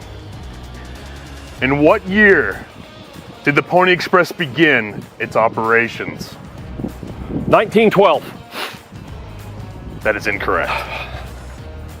I'll give you one more try. Okay. 1492. No. 785. 1983. 2011. No. 6. Thinking 1800s Year 6 here.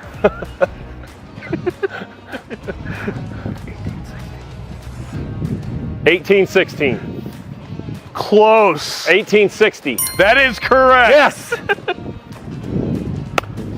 I do better with multiple choice. Here we go.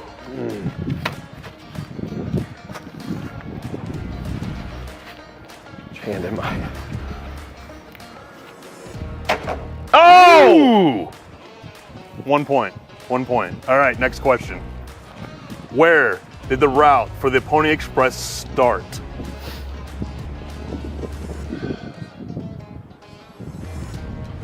Give you a hint. I'll give you a hint. Mankato, Kansas. It was not Mankato. Okay.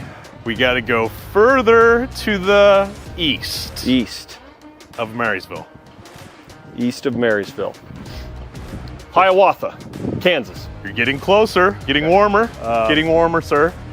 St. Joe, Missouri. That is correct. Is it really? Yes. I'll be dang. All right, let's do this.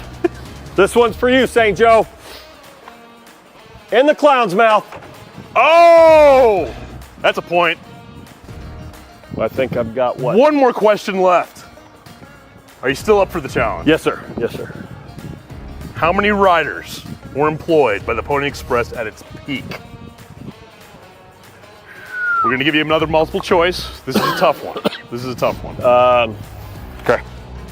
It's more than 79, but less than 81.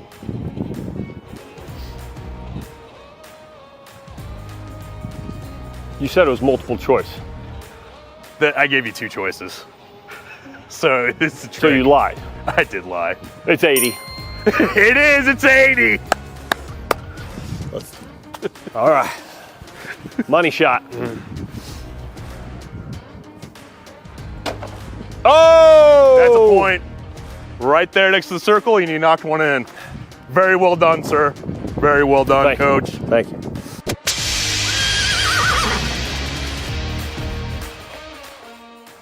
We have one more challenge. It is a thinking challenge. Okay. It is. No, I want to warn you again. Yes, yeah. I read sir. at a 2nd grade level and I'm 41 years old. Proceed. Okay.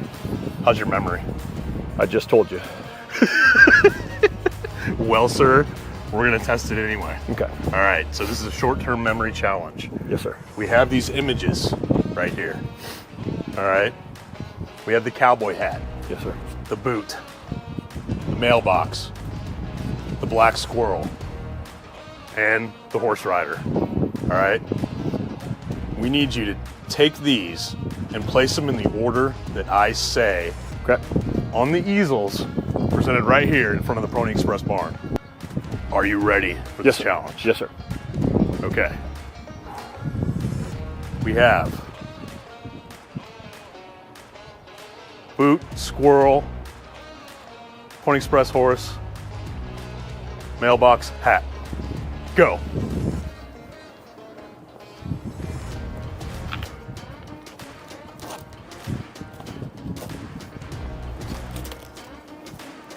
I believe he's a pattern solver here. Using those math skills and operations to the test. He got it exactly right. Good job, sir.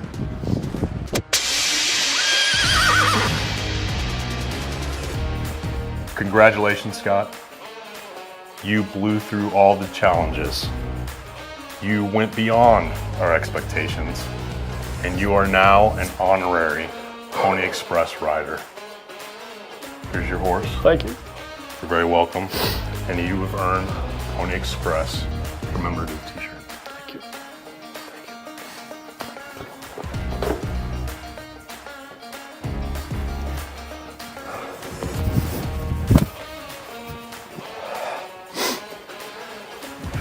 So many people to thank.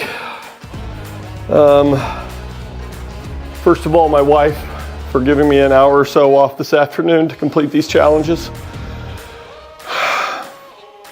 I don't know how I could have done it without my kids supporting me along the way. And I'd like to appreciate all the horsemen and their courageous fight to deliver mail.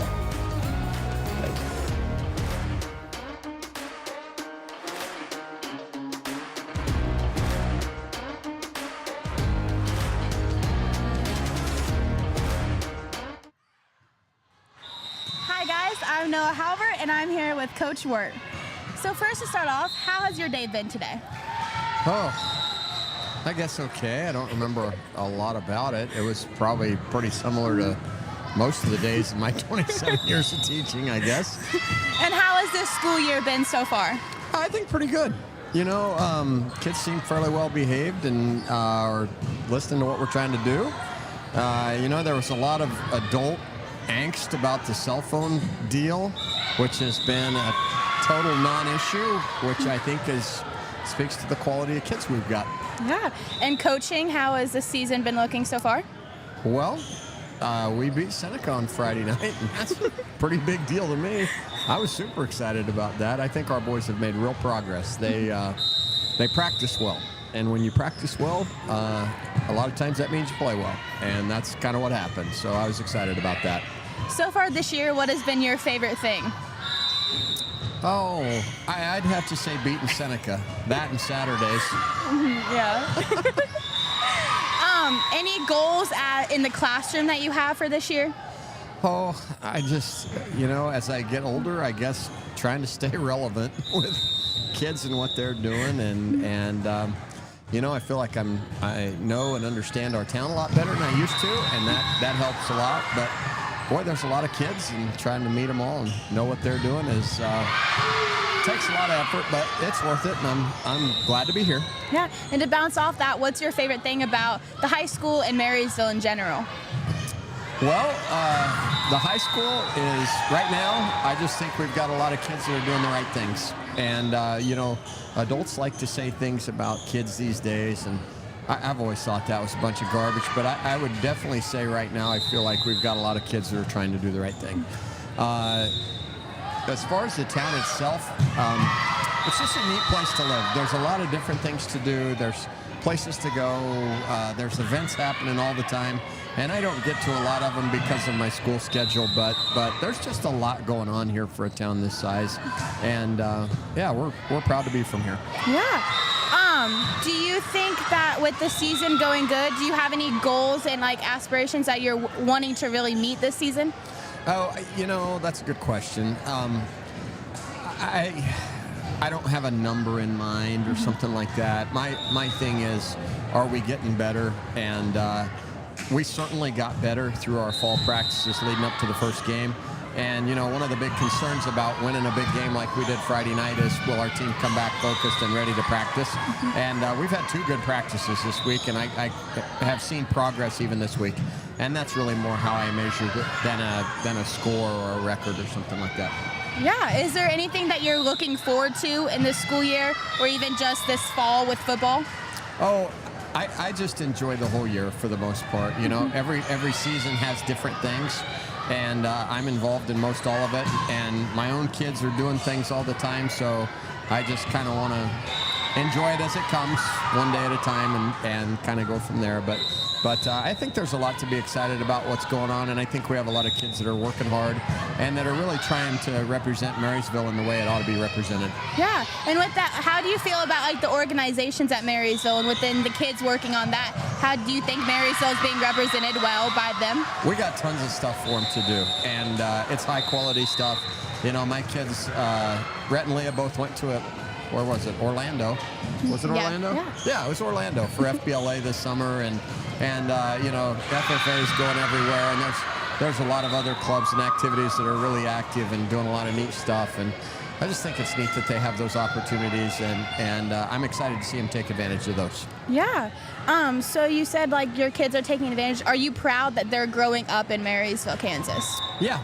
I asked Rhett a couple years ago, we were driving somewhere, and I said, you know, since we moved here when he was in 6th grade, and I said, Rhett, what do you consider your hometown? And he said, Marysville's my hometown, and he looked at me like I was stupid. So I guess that's settled in his mind, and I'm sure the younger kids feel the same since they've been here for more of their lives. Yeah. What's your favorite thing about being a Marysville high school teacher?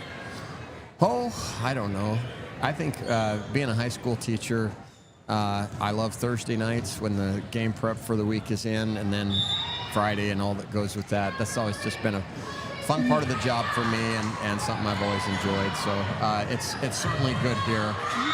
You know, there's a lot of spirit in the town, and you know, fall Friday nights in our stadium is pretty special. It's a unique and really fun place. So I always enjoy those. Yeah, some of the other kids we interviewed had mentioned student sections. What do you expect out of the Marysville student section on Friday nights and even volleyball games here? I think they should just go there and, I don't know how to say this right so the admin likes it, but I think they should go lose their mind within an inch of the rules. How's that?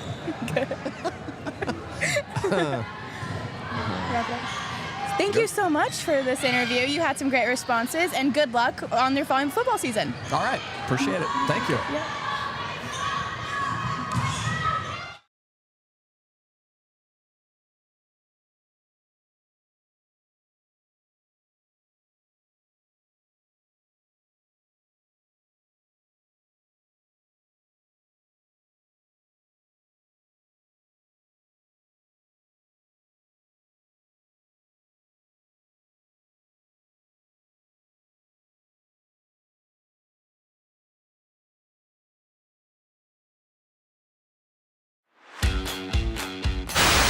Good morning, Bulldogs. Welcome to this week's edition of the Marysville High School News.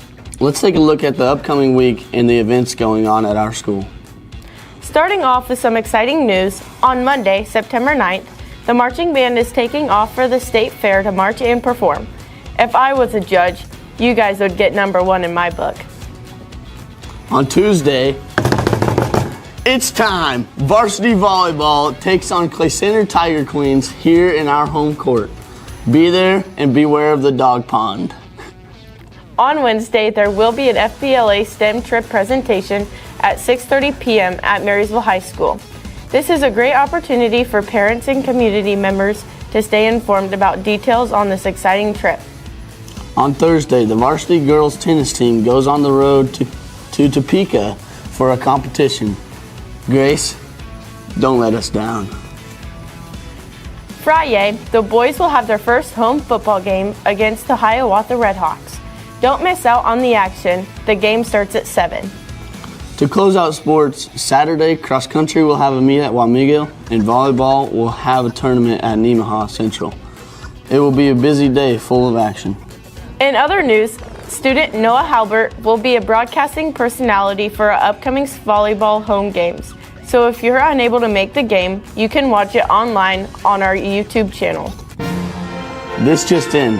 I'm a homecoming candidate, as well as Dakota Slupionic, Ashton Schaefer, Will Otot, and Nick Fries. And for the girls, we have Aubrey Varing, Afton Harris, Dahlia Fry, Lindsay Dressman, and the one and only Grace Winkler. Now it's time for birthdays! Students Alyssa Butler and John Johnson have birthdays today. Students Bella Brown, Bristol Swearingen have birthdays Sunday, and students Landon Gibbs, Shannon Harris, Isaac Height, and Zozo the Zutter Butter, aka Zoe Zutterman, have their birthdays on Monday. Norman Jurgensen and Casey Rush have their birthdays Tuesday. And finally, students Alex Bogdan and Emma Sparks Thursday, as well as Marysville High School staff member Megan Lamb. And breaking news! Wee woo, wee woo, wee woo! Last week, we had a special birthday that was left out, so we're making sure it gets mentioned today. Student Grace Turner had her birthday this past Saturday. We hope you had a wonderful birthday. Happy birthday to you, Grace. We wish you many more. That was this week's news. All of us to keep in the loop. We hope you have I got it. We hope you have a great week, Bulldogs.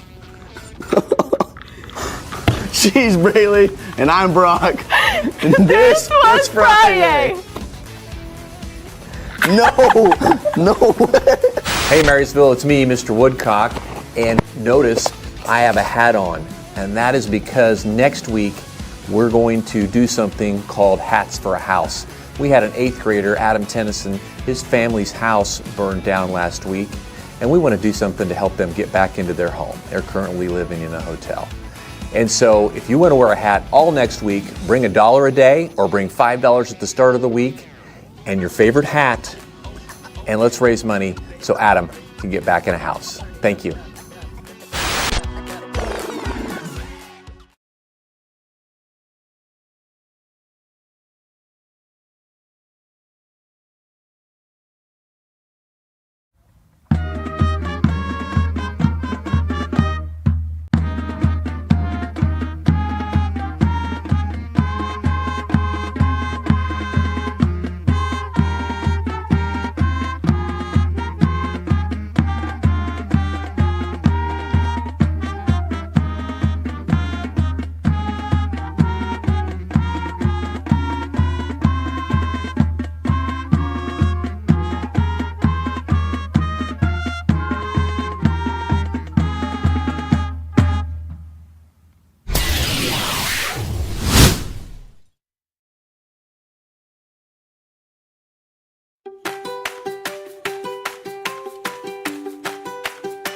Hello Bulldog family, this is Derek Pretree, your Assistant Principal Athletics Director. Just want to say a little bit about how awesome our new press box is here.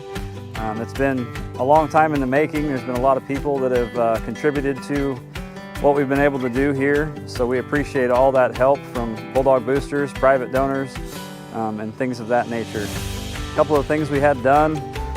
New windows, there's carpet inside, it's climate controlled now. As somebody who used to run the scoreboard and the timer, it's going to be a great asset to have, temperature and climate control in there. And it's just going to be a lot better aesthetically to match what we've got left of the field. Hey, it's me, Tim Woodcock, principal at Marysville Junior Senior High School, and standing out, and you can see the press box behind me as I'm here on the football field. So excited to have that for our activities this year.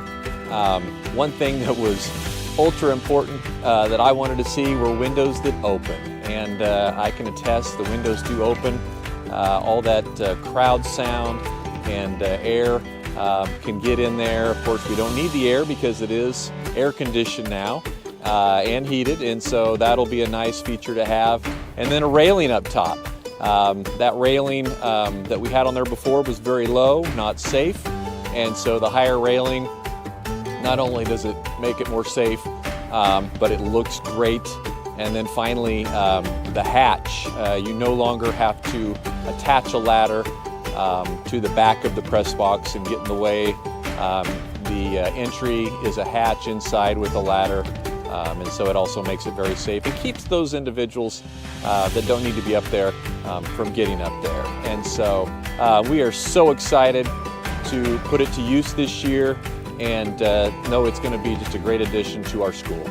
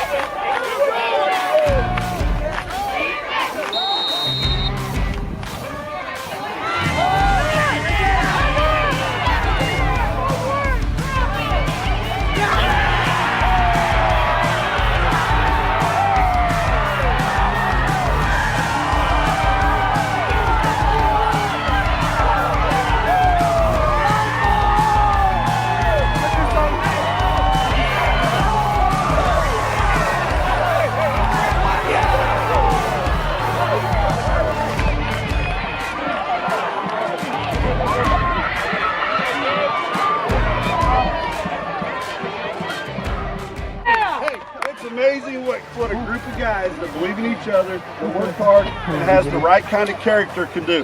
We talked about it for 3 weeks now, how much you guys have been able to practice almost without flaw, right? You guys come every day, you bring it. Now listen to me, you better continue to bring it because this doesn't make you where you want to go. This is one step. It's a big step. We knocked them in the teeth, and we'll knock the next one in the teeth too, but we got to do it. We got to come every week with the same kind of attitude. We can't have an easy week of practice because you guys got to win. You understand me? Yes, sir. What did I tell you Saturday? When things are going good, what do I like to do? Tighten the screws down. We're going to nitpick every little thing until it's perfect. Stay out of it. You can't say much either. Hey, guys. Okay, but I was with. We talked all week about it not being about them, right? Tonight it's about us. It's about us, right? Want to know. Let's go, boys!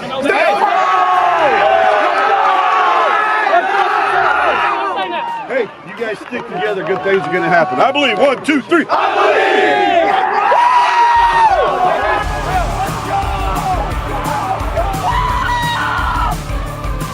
Let's go, baby! Go, Dogs!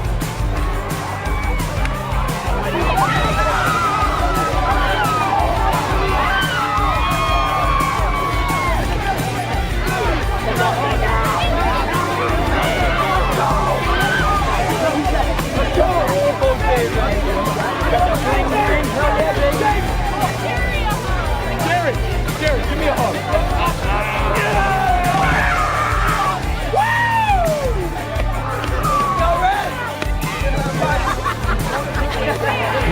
We just won! Baby!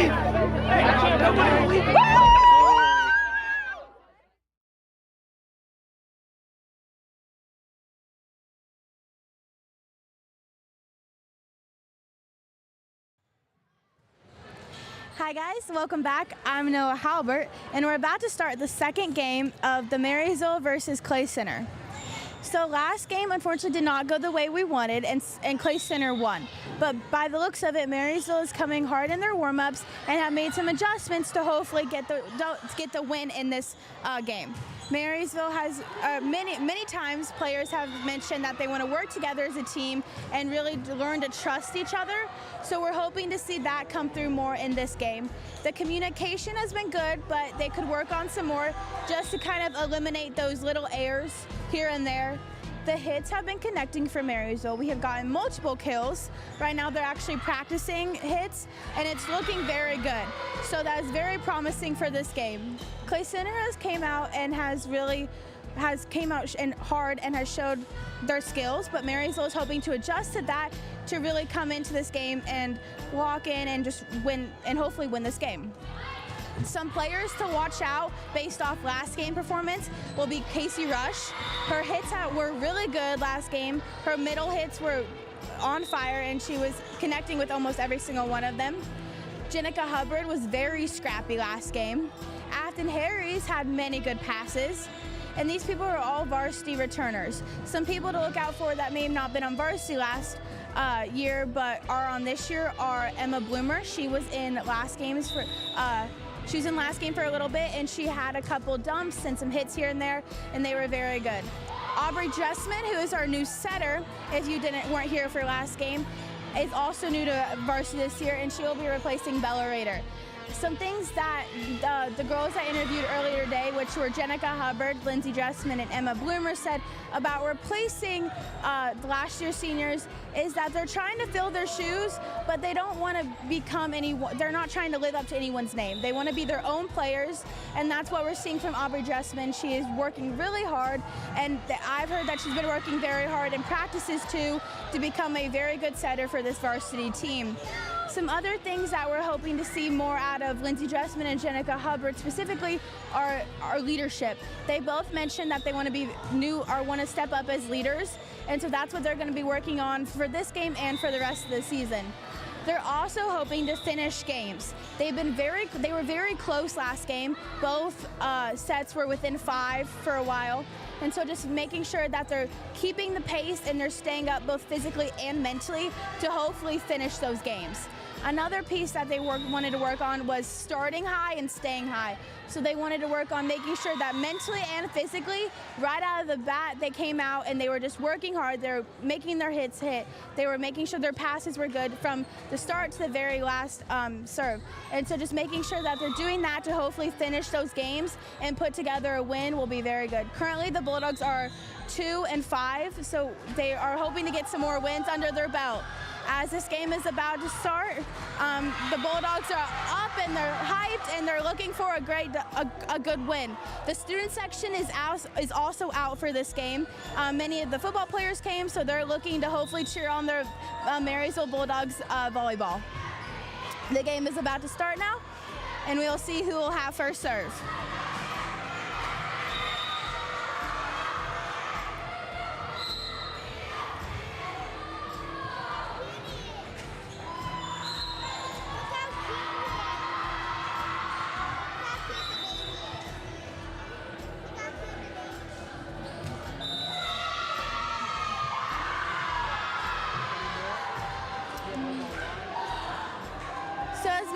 Gets ready, they will hopefully to learn to trust each other and communicate a lot this game and just work on that communication that they've worked on in practice. They said they want to be a close-knit team and work together a lot, so making sure that they're doing that, working on their communication and trust will really help them as they get their passes up and their hits down. Making sure that they always have that fallback within their teammates will hopefully help them work together as a team to get this win.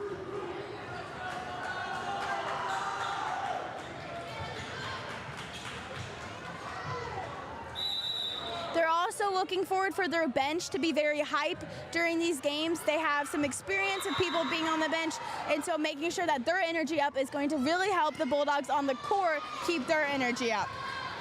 Clay Center will have first serve.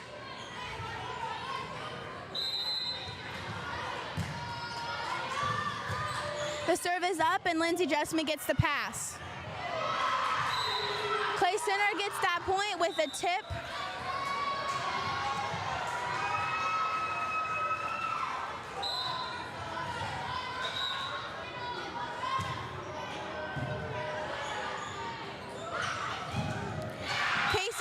Goes up with the hit. Clay Center cannot get the block, so Marysville will get that point. Aubrey Jessman goes back to serve.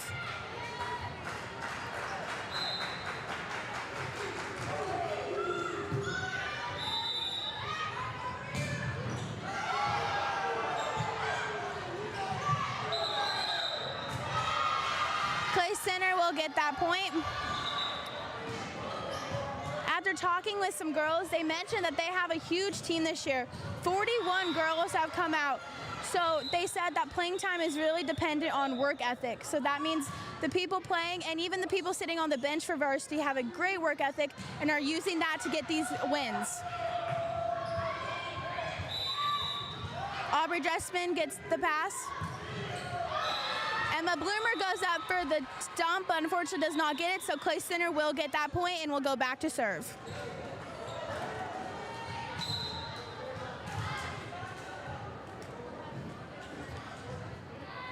The serve is up. Lindsay Jessman gets the pass. Marysville will get that point with a foot fault from Clay Center. Sarah Nemec comes in for Jenica Hubbard. And Casey Rush goes back to serve.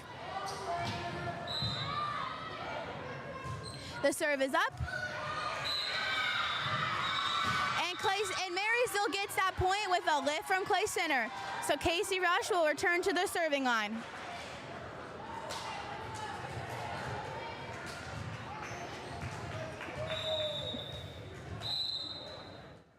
Casey Rush's serve is up.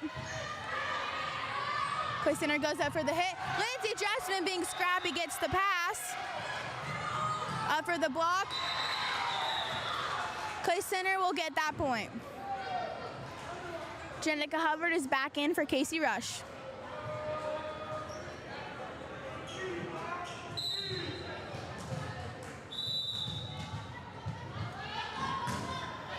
Lindsay Dressman gets the pass. Clay Center gets that point, so Clay Center will go back to serve.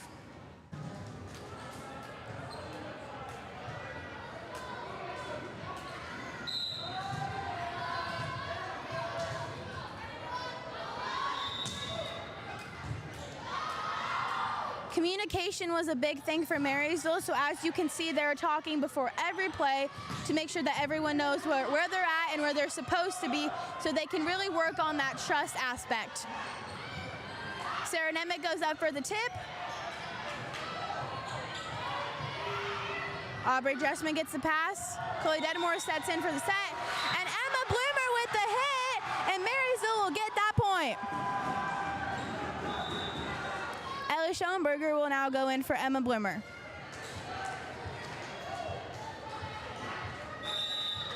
Ellie Schoenberger goes back to serve.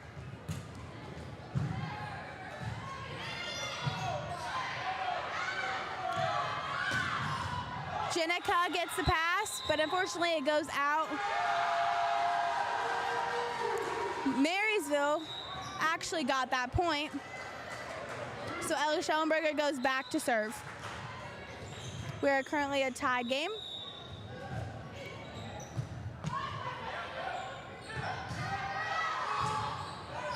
Jenica Hubbard with the pass. It goes up to Lindsay Dressman with a hard hit.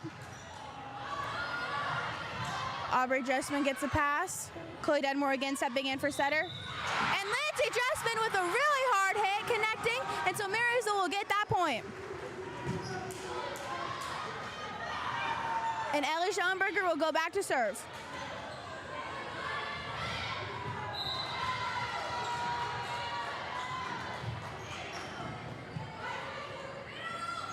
Clay Center goes up. Jenica got her hand up on that one. Lindsay Dressman with the free ball. Clay Center goes up for the hit. Jenica Hubbard with another pass. Goes up to Lindsay for the hit. And Marysville gets that point again. So Ellie Schoenberger will go back to serve for another time.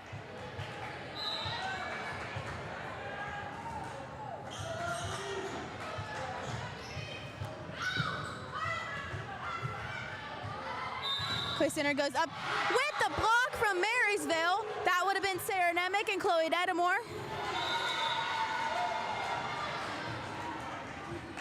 Marysville is really connecting with many things that they discussed that they wanted to work on, and it's really showing out for them as they have taken the lead in this game.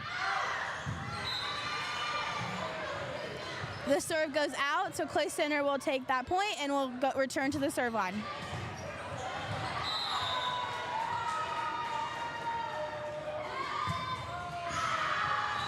And Clay Center has an out serve, so Marysville will return to the serve line and will get that point.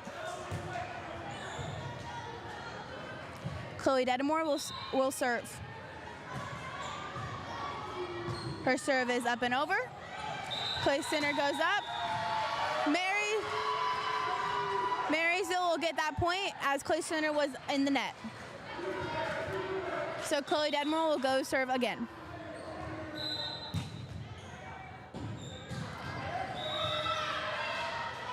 Clay Center goes up. Chloe Dedmore getting the pass. Lindsay Dressman goes up for the hit. Lindsay Dressman with the pass. Chloe Dedamore being very scrappy, trying to get that save. Unfortunately, she didn't, so Clay Center will get that point. Afton Harries will return to the court for Chloe Dedamore.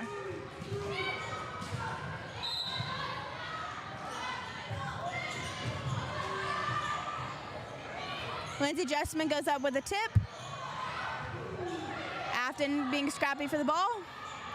Clay Center goes up. Ellie Schoenberger getting a great pass. Lindsay Dressman with a down ball. Jenica being very scrappy with a pass. Clay Center goes up. Jenica with another great pass. Lindsay Dressman goes up for another hit and gets that hit. So Marysville will get that point. Casey Rush goes in for Sarah Nemick. Lindsay has been very good at connecting her hits this game so far. They're very powerful, and even if she can't get hit, she's going in with an alternative, dumping it or tipping it. So she's been very on this game so far. Clay Center goes up. Jenica Hubbard with a pass, and Aubrey Dressman with a tip. Clay Center goes up, and is called out. So Marysville will get that point.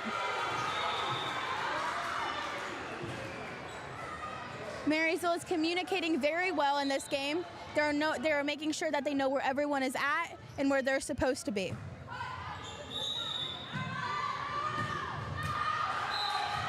Clay Center goes up for a hit and it is called out, so Marysville will get another point. Clay Center called a timeout. Marysville is really up right now, so their whole point in what they're wanting to do is making sure that they keep that energy, keep that talking, keep that communication, so that they stay at this point of just being in the lead and staying high, and so that they can hopefully continue this so that they can finish this first set and keep that momentum going into the next set. They're having a fun time, they're looking great, and as long as that they keep this up, they are getting great results as of right now.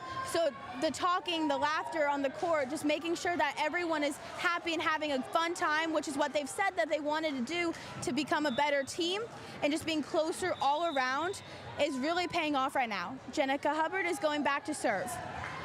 This whole communication and uplifting has been one of Jenica's main things as a leader, and as it looks of it, she's doing a great job at that. Clay Center goes up for the hit with a hard down ball, and so Clay Center will get that point.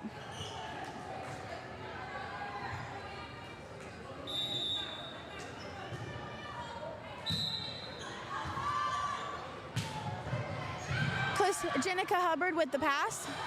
Casey Rush goes up with a hard hit.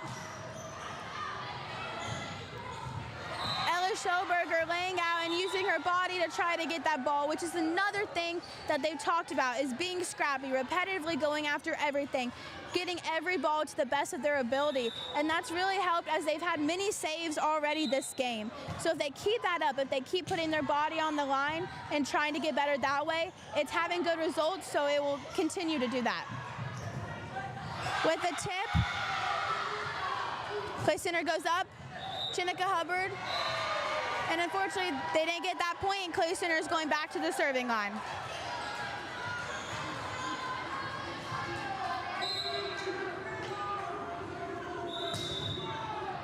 Afton Harries gets that pass.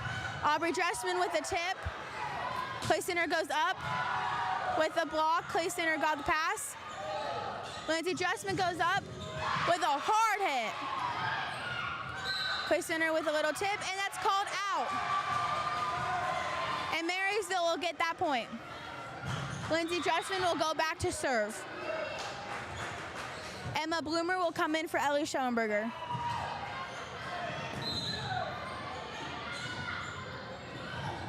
Lindsay Dressman with a hard serve. Jenica Hubbard gets the pass. Casey Rush goes up with a hard hit. The hit is called out, so Clay Center will get that point.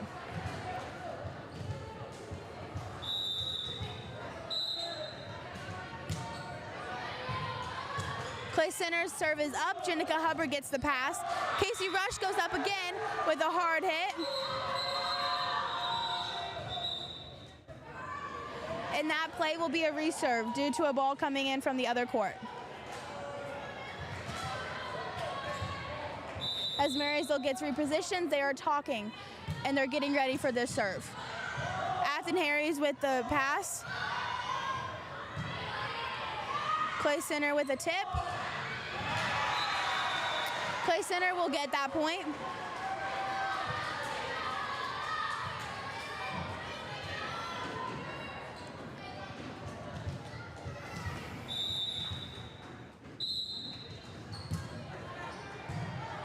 Clay Center serve is up and over. Afton Harris with the pass. Emma Bloomer with the hit.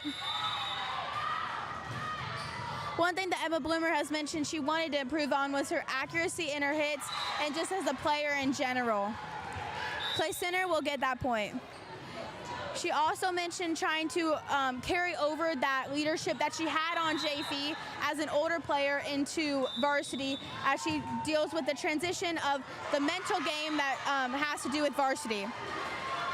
And Clay Center will get that point. It is now a tied ball game. Clay Center goes back to serve. Casey Rush goes up for a hit. Clay Center goes up. Afton Harris there for defense. Emma Bloomer goes up.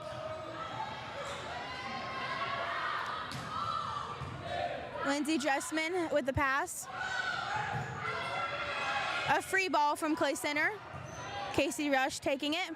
Casey Rush going up for the tip.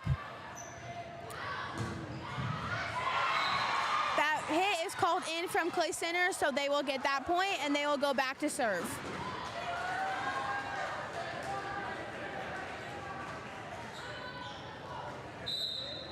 As you can see, Marysville is making adjustments so that they can limit those little mistakes like that.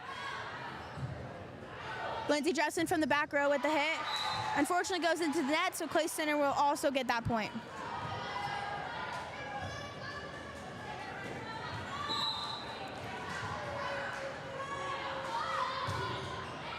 Lindsay Dressman takes the pass. Casey Rush goes up for the hit. It is called out, so Clay Center will get that point. A timeout is called by Marysville. I would assume that they're going to be working on making sure that they're talking and they're getting to the line so that if there's an out ball, they can call it, and if it's in, that they can make sure to get it. They're probably also talking about their hitters adjusting so where those hits are going in instead of out, and just talking probably their communication, as that has been one of Coach Kay Elliott's main goals in practice, is communicating so that they know where they're supposed to be and so that they know where the ball is at all times. Another thing that Coach Kay Elliott has talked about was making sure that she wants her players in practice to feel like it's a game, whether that means physically how tired they are or mentally how tired they are. She wants to make sure that they're prepared for any possible scenario that may come for them at a game. As Marysville returns to the court, you can see that they're high-fiving and they're communicating and they're still being close with each other, as that is something many times they have talked about wanting to be good at. The serve is up and over. Emma Bloomer goes up with a tip. Clay Center goes for the hit, and a block by Emma Bloomer, but it is called out, so Clay Center will get that point. This is still a very close game. It's completely winnable for Marysville as long as they stay up and make sure that they're in the right mindset. Clay Center goes up for the hit. That is called a touch off Lindsay Dressman, and so the ball will be the point will go to Clay Center as the ball is called out. Clay Center goes back to serve. The serve is up and over, and the pass is made by Jenica Hubbard. Emma Bloomer had that hit, and Marysville gets that point.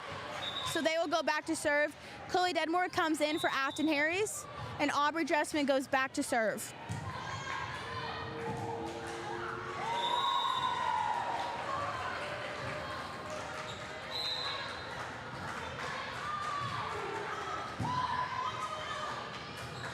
Clay Center goes up for that hit. That ball is called in, and so Clay Center will get that point.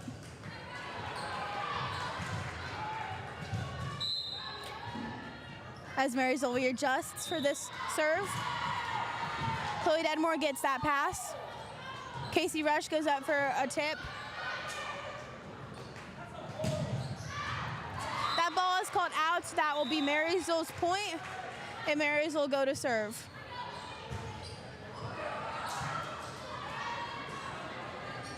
Sarah Nemick comes in for Jenica Hubbard, and Casey Rush goes back to serve. Rush's serve is up and over. Lindsay Dressman got hands on that pass, and with the help of Casey Rush, the ball is going over.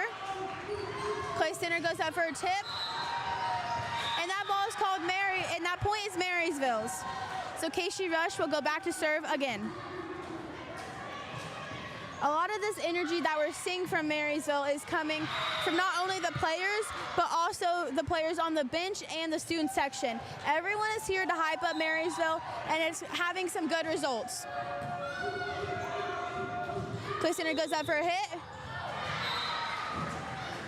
That point is going to be Clay Center's, and they will go back to serve. Jenica Hubbard came in for Casey Rush.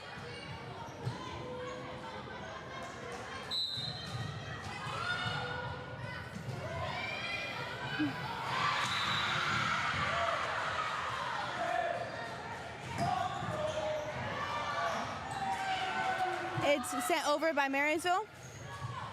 Clay Center goes up to hit. Marysville goes up for the block, but unfortunately does not get it, and so that will be Clay Center's point.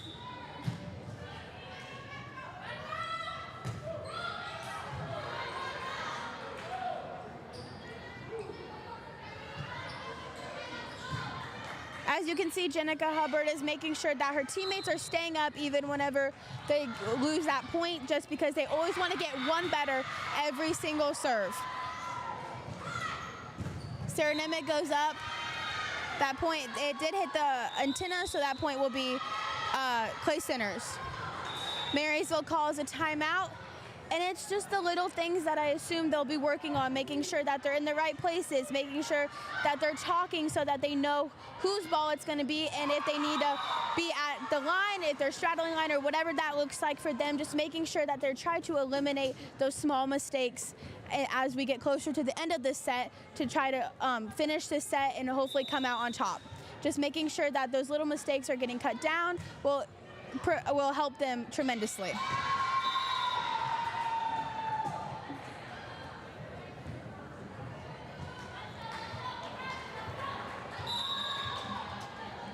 As you can see, they're wanting to keep that energy up. They're wanting to make sure that everyone knows, even if you make a mistake, they still got your back. They still have you, and so that you never get down on yourself is a whole aspect of Marysville, and that's what they're wanting to make sure that they have instilled in all their teammates.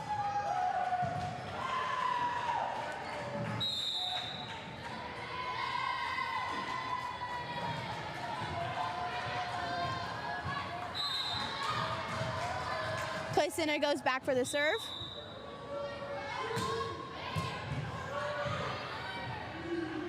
Sarah Nemick goes up for the hit. Lindsay Dressman with the pass. Emma Bloomer goes up. That ball is called out, so that will be Clay Center's point. And this will be game point for Clay Center.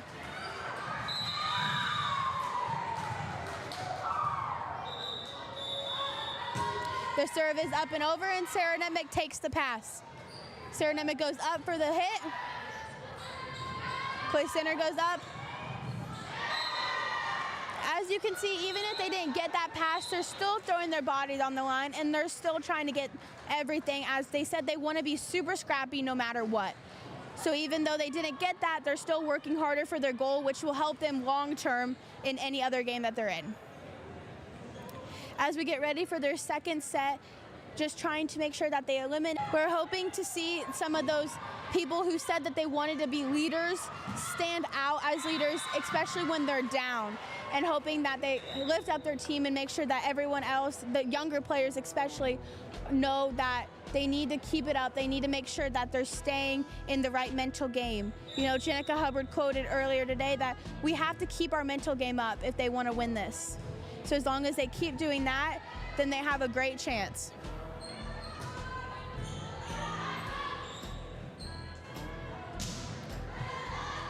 The fans have really shown out for Marysville tonight, and that's a great contributor to why they're keeping their mental game up.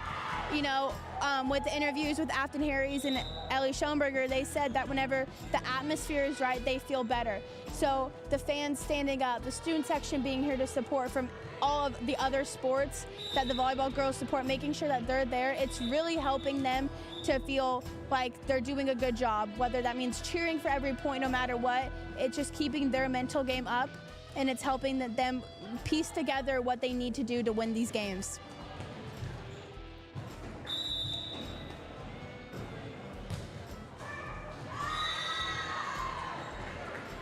So even though they didn't win that last set, a lot of things looked good.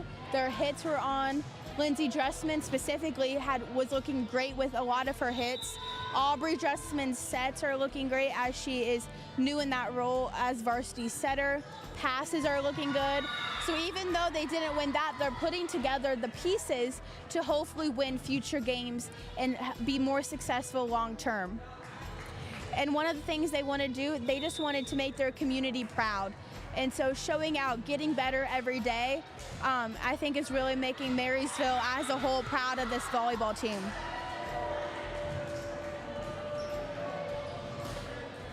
As Jenica Hubbard said, trying to be better one day at a time is all that they can expect from everyone. So whether they win or lose, as long as they're getting better, it's going to help them in the long term reach some of those long-term goals. Aubrey Dressman goes back for the serve.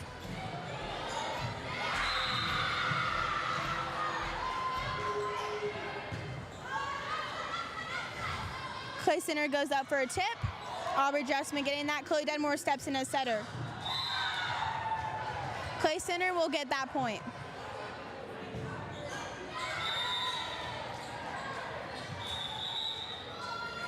You can see them keeping each other up even when they're down, and that's what's been a huge thing for this team. Casey Rush going up for a hit.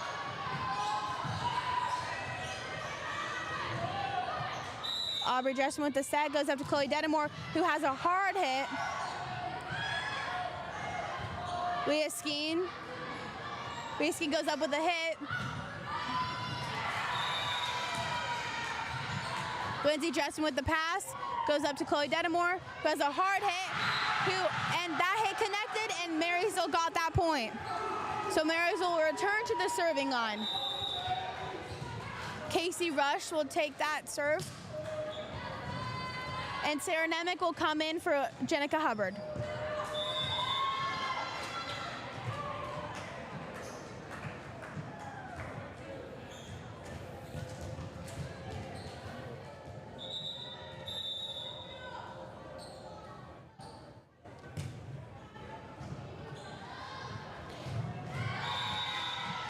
You can see Marysville talking to make sure that they're still keeping their mental game up, even whenever the game is not currently going. That's what's going to really help them, especially when that's something that they really need to work on, is making sure that they never get down on themselves. As you see, the bench is now hyping up the girls, even whenever the game isn't going. So just making sure that they keep that mental game up and strong is going to significantly help them no matter what.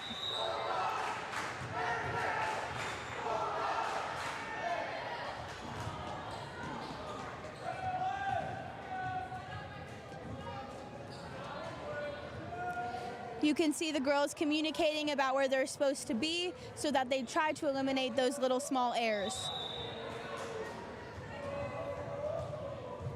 And Casey Rush gets ready to serve.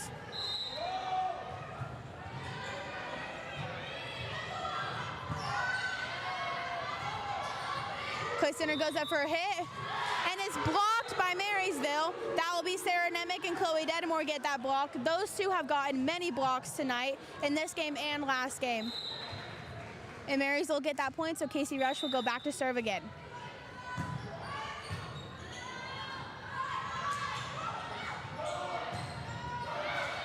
Chloe Dedmore goes up for a hit.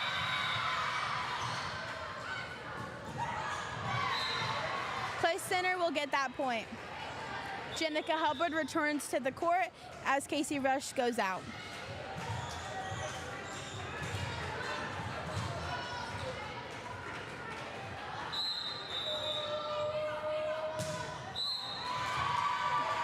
That serve is short, so Marysville will get that point. Ellie Schoenberger comes in for Aaliyah Skeen. Schoenberger will return to the serving line.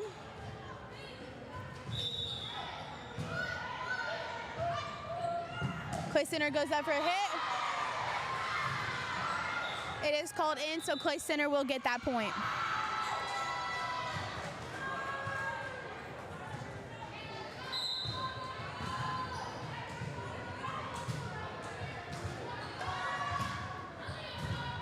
Chloe Dedmore with the pass. Sarah Nemec. Clay Center will also get that point.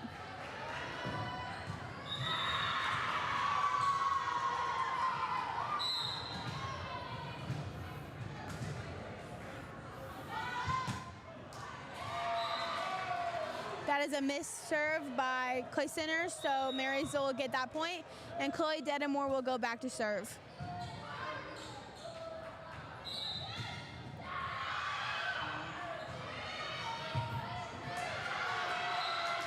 An ace by Chloe Dedmore, so Marysville will get that point. We had mentioned earlier that these games are somewhat of importance as both teams are in the NCKL. Chloe Dedmore has a short serve, so Clay Center will get that point, and Afton Harries will come in for Chloe Dedmore.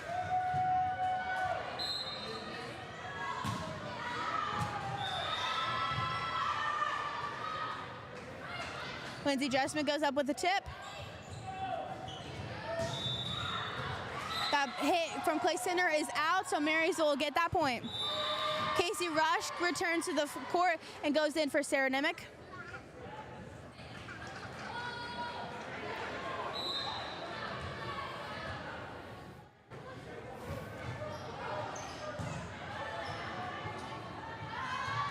Clay Center goes up with the block. Ellie Schoenberger gets a good pass up. Lindsay Dressman goes up with a hit. Lindsay connects with that hit, and Marysville gets that point.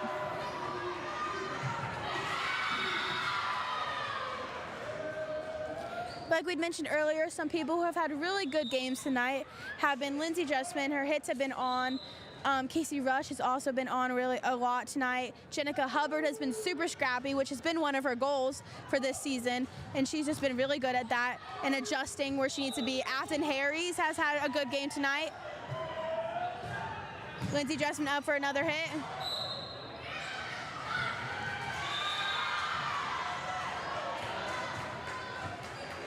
Ellie Schoenberger's serves have been very good tonight. They've been hard and on point where they need to be. Clay Center goes up with a serve, and they get that point.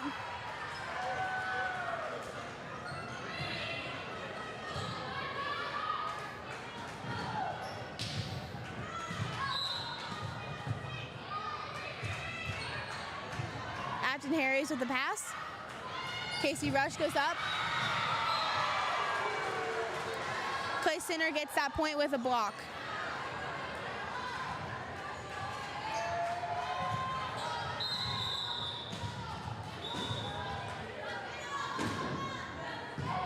Jenica Hubbard with a pass. Lindsay Dressman goes up with a dump. Clay Center up for the hit with a block. Lindsay Dressman goes up with a tip. And a block from Aubrey Dressman and Casey Rush.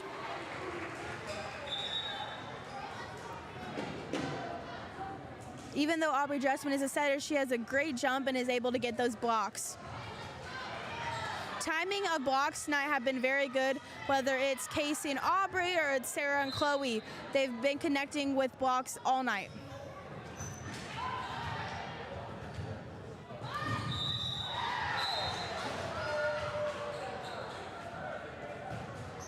That'll be Clay Center's point. So they will go back to serve.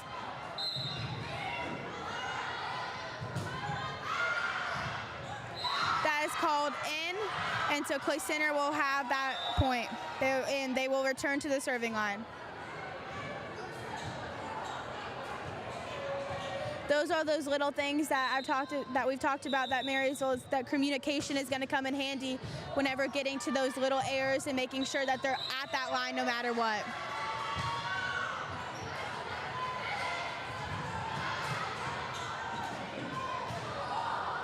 Clay Center will get that point.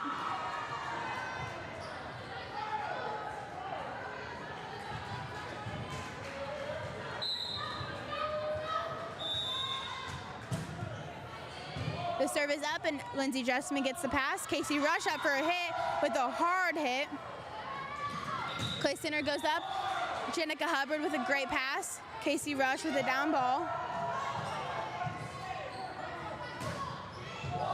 Jenica Hubbard with another pass. Leah Skeen this time goes up for a hit. That hit is called out, and so Clay Center will get that point.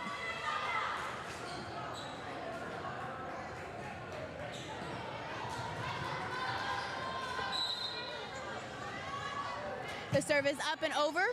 Lindsey Jessman will get that pass. Leah Skeen with the free ball. Jenica Hubbard getting her hands up. Leah Skeen goes up. Unfortunately, Clay Center will get that point.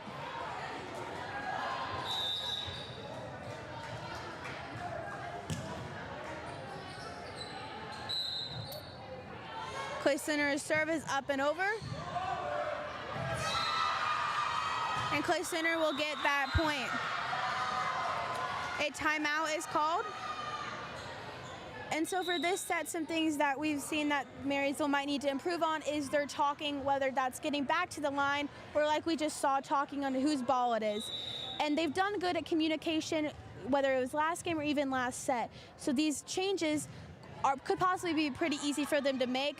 They just need to make sure that they trust each other, that they're there, and that if someone calls that it's theirs, that person has it. And so as long as they make those communication changes, this game has been close all set. And so I think if they make those changes, they have a good chance of getting the win, or getting the win of this set and going into the third set.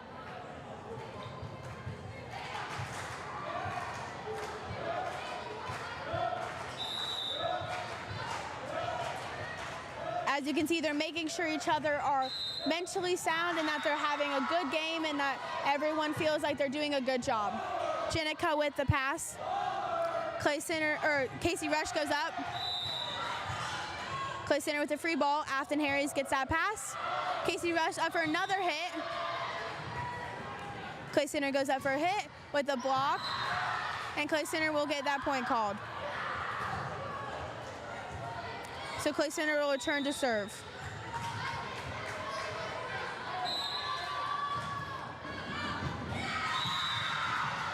Lindsey Jessman with the pass. Casey Rush goes up for a hit and will get that hit. So Marysville will get that point and will return to the serve line. Afton Harris goes out and Chloe Dedamore is coming in, and Aubrey Jessman is going to serve. Aubrey Jessman's serve is up and over. Clay Center goes up for a hit. Aubrey Jessman getting scrappy, and so is Chloe Dedamore to get that ball over for Marysville.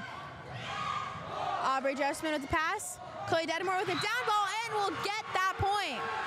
As we had mentioned in the first game, Chloe Dedamore is a right side but is left-handed, so that's a good trait that she has, and will be able to have some good cross-court hits with that. Aubrey Jessman's serve is up and over. A block by Chloe Dedamore. Jenica Hubbard gets a pass. Chloe Dedamore goes up. Clay Center goes up for a hit. Marysville will get that point due to Clay Center being in the net. Aubrey Jessman back to serve again.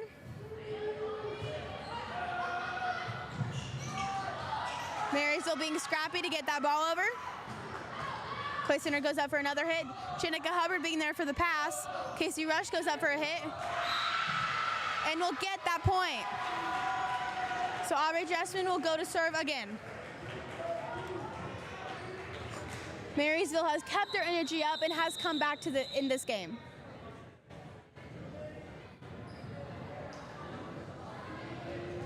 They've kept their energy, like I just said, and they're making sure that everyone has a good mind and has a good mental game, so that they've been able to make a comeback in this game and to really work hard. As you can see, they're meeting up, huddling now, communicating, talking about what they need to work on and how everyone's feeling, just so that they can work to get these points. Aubrey Dressman has a serve. Clay Center goes up for a hit. Chloe Denmore gets a pass. Chloe Denmore goes up for a hit. Clay Center will get that point.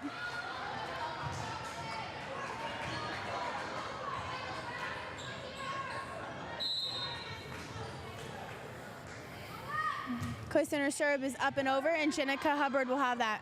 As Casey Rush goes.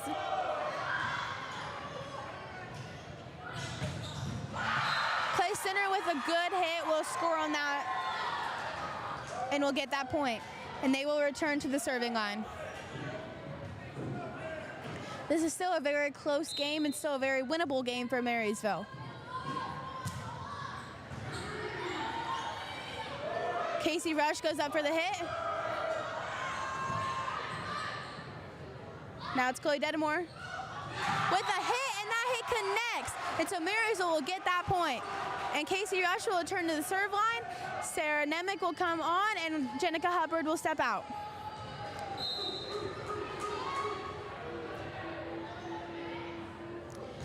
Rush's serve is up and over. And Marysville will get that point. Marysville is up right now, and as long as they stay up, they can continue to keep their score going up, and so that they can eventually tie up with Clay Center. Sarah Nemec goes up for the hit. And a hit by Sarah Nemec, and that connects, and Marysville will get that point.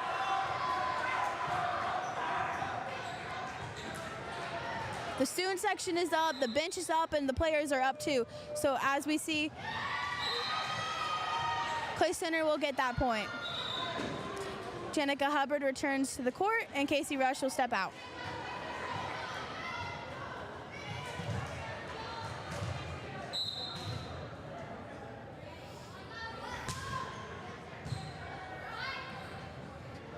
Sarah Nemec goes in with a hard dump.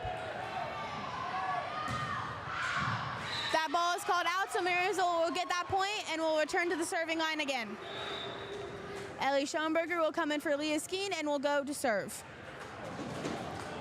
Like I mentioned earlier, Schoenberger's serves have been very good. They've been where they need to be and have been very hard.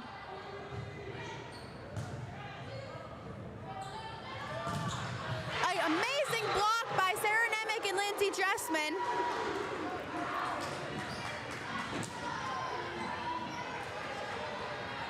Marysville has stayed up and has continued to chip away at Clay Center's score, and now we're at a tied game.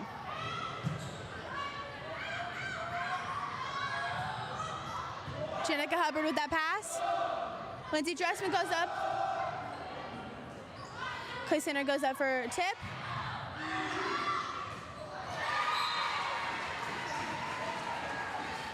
Clay Center will get that point and will return to the serve line.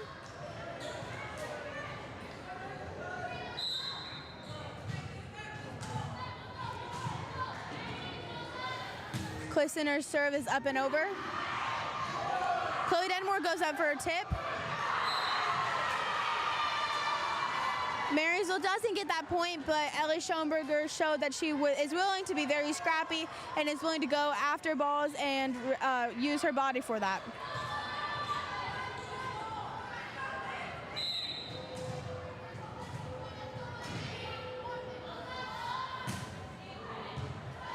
Jenica Hubbard with the pass. Sarah Nemec with a tip. Clay Center goes up with a hard hit. And Clay Center will get that point.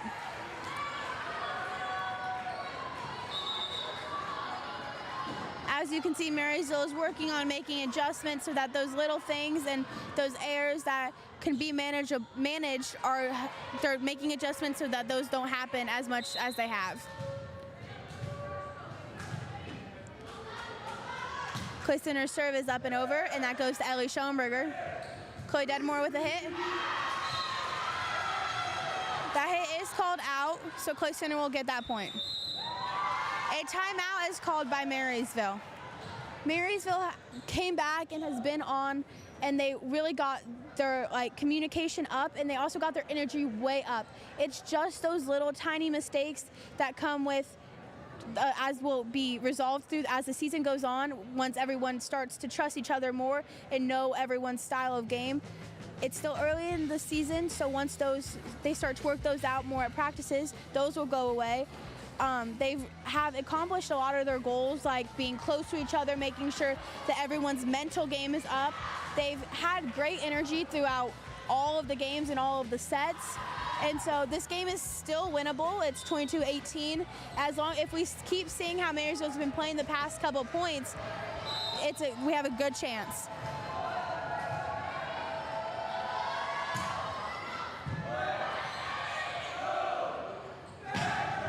Lindsay Dressman with a hit. Ellie Schoenberger gets a good pass. Lindsay Dressman goes up again with a hard hit, and we get that point.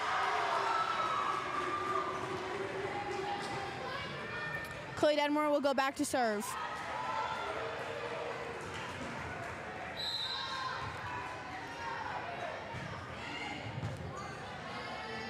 Clay Center goes up with a hit.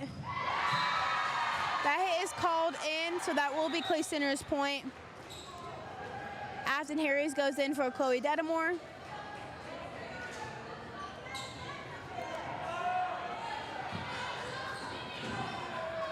And Clay Center goes back to serve.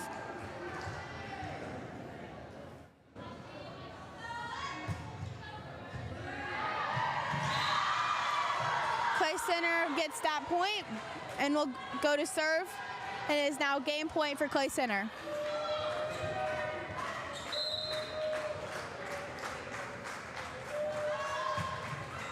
And Clay Center's serve is short, so Marysville will get that point.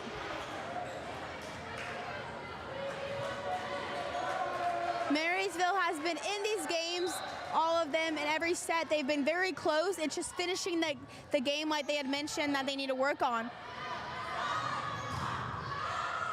Ellie Schoenberger gets a pass. Casey Rush goes up with a hard hit. And Clay Center will score.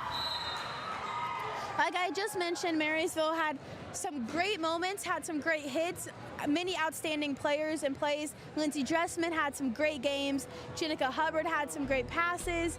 Some standouts were Casey Rush. She also had some great hits and blocks.